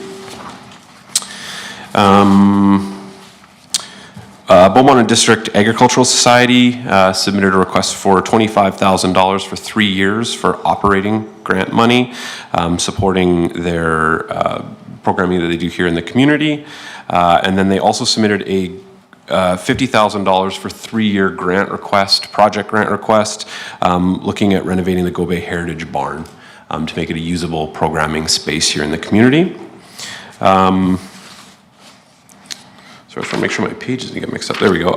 Heritage Society requested operating funding for 3 years, $15,000 each year to support operation of the St. Jacques Heritage House. Music Festival is looking to continue regular funding from council for $50,000 for 3 years moving forward to support the Music Festival here in Beaumont. Beaumont Society of Art for the Arts requested $50,000 for 3 years to support their funding of a variety of different arts-based programming here in the community. Empowering Women Entrepreneurs submitted a operating grant request for $40,000 to start and then going downward for 3 years, looking at supporting their programming in support of women entrepreneurs in the community, as well as the night market that they host yearly. Moving on to the community groups, Beaumont 50 Plus Club submitted a 1-year project request for $15,000 for a flooring renovation they're looking to do to enhance some of the space that they have there. Beaumont Chamber of Commerce submitted a 3-year, $15,000 each year operating grant request to support the supports that they provide here in the community, as well as specifically the business showcase and career fair that they host at Ken Nickel during Beaumont Days. And then they also had a $40,000 1-year major project request that was focused on signage in the south part of town. It would be a revenue creation for them in terms of businesses advertising themselves here in Beaumont. Beaumont Winter Indoor Playground asked for $5,700 for 3 years to support operational funding for that group. Drive Happiness Seniors Association, $18,000, $18,012, and then kind of escalating for 3 straight years to support their work in senior assisted transportation programming here in our community. Leducan District Food Bank, $15,000 for 3 straight years. Again, this is a continuation of ongoing funding regularly here through the City of Beaumont to support what they do here in our community as well as outlying areas. Rise Up Society, $12,000 for 3 straight years for their work in the community and outside. Intimate partner violence, psychoeducation here in the community related to domestic violence. And then lastly, the sports groups. There's 4 sport groups that requested funding. Beaumont Curling Club, $25,000 for 3 years for operational funding and some programming they do here for youth. $25,000 for 3 straight years for project grant requests, looking at some renovation work, and then a new ice scraper that they're requesting. Sorry, I feel like I'm going pretty quick. Are we okay? Okay. Minor ball, $50,000 1-year request, looking at renovating a baseball diamond at J.E. LaPointe and providing a specifically youth baseball space. Beaumont Skating Club, $25,000 for 3 years, cover the cost of ice for some additional programming and changing some of the directions for what they do. And then Excel Artistic Swimming, 7,500 in the first year, and then upwards from there to support some of their programming. And that is the 17 requests. Okay. Questions for Ms. Lazarek at this point? Councillor Bond? Not sure where to start on this. Thank you for the presentation, though, and this was, could just confirm the timing here. So this was a transitional year, first time we were doing the major grant, and in my history, the first time that council has been involved in actually deliberating over how to spend it for organizations like this. So maybe talk a little bit about how that has gone and how groups are responding to the application process, and basically you have many of them underway right now, or have been underway, and I know that there's other arts grants and there's other community grants. So just to put it all out there so you can think about it, what I'm trying to get at here is that there are a number of organizations that may or may not have been funded in the other grants and put all of their requests into the major operating grants. So I wonder if you could speak a little bit to that, because I believe that you might have heard some of that feedback. Yeah, I think this being the first year for this new operating a major project grant process, it's been, a little clunky just in terms of organizations understanding where to apply, how to apply. In many ways, though, it kind of opened up a new avenue. Some of these other groups commonly knew they could come to council and ask for funding, whereas maybe these other groups didn't feel they'd have an opportunity. And so now this opened up this new opportunity with more funding and ongoing funding. So it attracted some attention, but I think to speak to your point, I think there has been some confusion about, where should we apply best? Where should we direct our funding? My feeling is administration has always happy to have that conversation with people and encourage them to apply wherever they can. And there's, they could apply in different ways in different grants. But there has been a little bit of confusion. I think now that we're through this first iteration, I think it'll be a lot clearer next year as we move forward with groups. If I could, Mayor, just a little further to that, my understanding is that the money for this particular grant project is 2025 money, and the other grant processes were dealt with in 2024. For the arts grants and community grants, they have up to 12 months to use that funding. So It goes over. Yeah, so it does go over. But the budget is where? Correct, yeah, 2024. That's the confusing part. Yeah, it because is. As I think it's public knowledge, that we've already approved or rather received a report on the arts grants and the community grants. And where community grants spent all of the money there, the arts did not. And so because this is the first year of this particular grant, I'm trying to find a way to support more of what's going on in the community, because I am seeing that we don't have enough money to support some of the requests that if they had gone the other way this year, if they'd gone into the arts or the community grant, they may or may not have gotten funded. But knowing that the arts community had money that they didn't spend for good reason, because they weren't the applications that they wanted to support. Anyway, that's my dilemma. I don't know if you have any suggestions about how we could deal with this, if we can at all. I've tried to look at how to move that money and make the appropriate motion so that we could have more in the pot. And then of course, then it depends what council decides to do and who to give it to. But Mayor, I don't know if that's out of line at this point. I'm just not sure of the process to have that discussion. Thank you, Councillor. Just give me 1 second. Sorry. I have to... You're finished? Yeah. Okay, sorry. I just want to make sure, I may be confused myself. So can we put up on the screen the recommendations for the grants? I maybe look at the wrong page. I've got myself confused here, so I apologize to council, administration, if I'm the one that's confused. This is the document that's in the public agenda. Thank you, Mayor. The one that is up there is the public one. The other one in the confidential is in the meeting invite in the Outlook, the closed session agenda. Right. Those are administration's recommendations, which are confidential. Okay. I'm going to take administrative break for 2 minutes to get things clarified. Can we stop the live feed? We're adjourned for 2 or 3 minutes. Make sure I understand exactly what we're doing, sort of what I'm supposed to be doing. I'm not making any mistakes. So when the live feed is over, okay.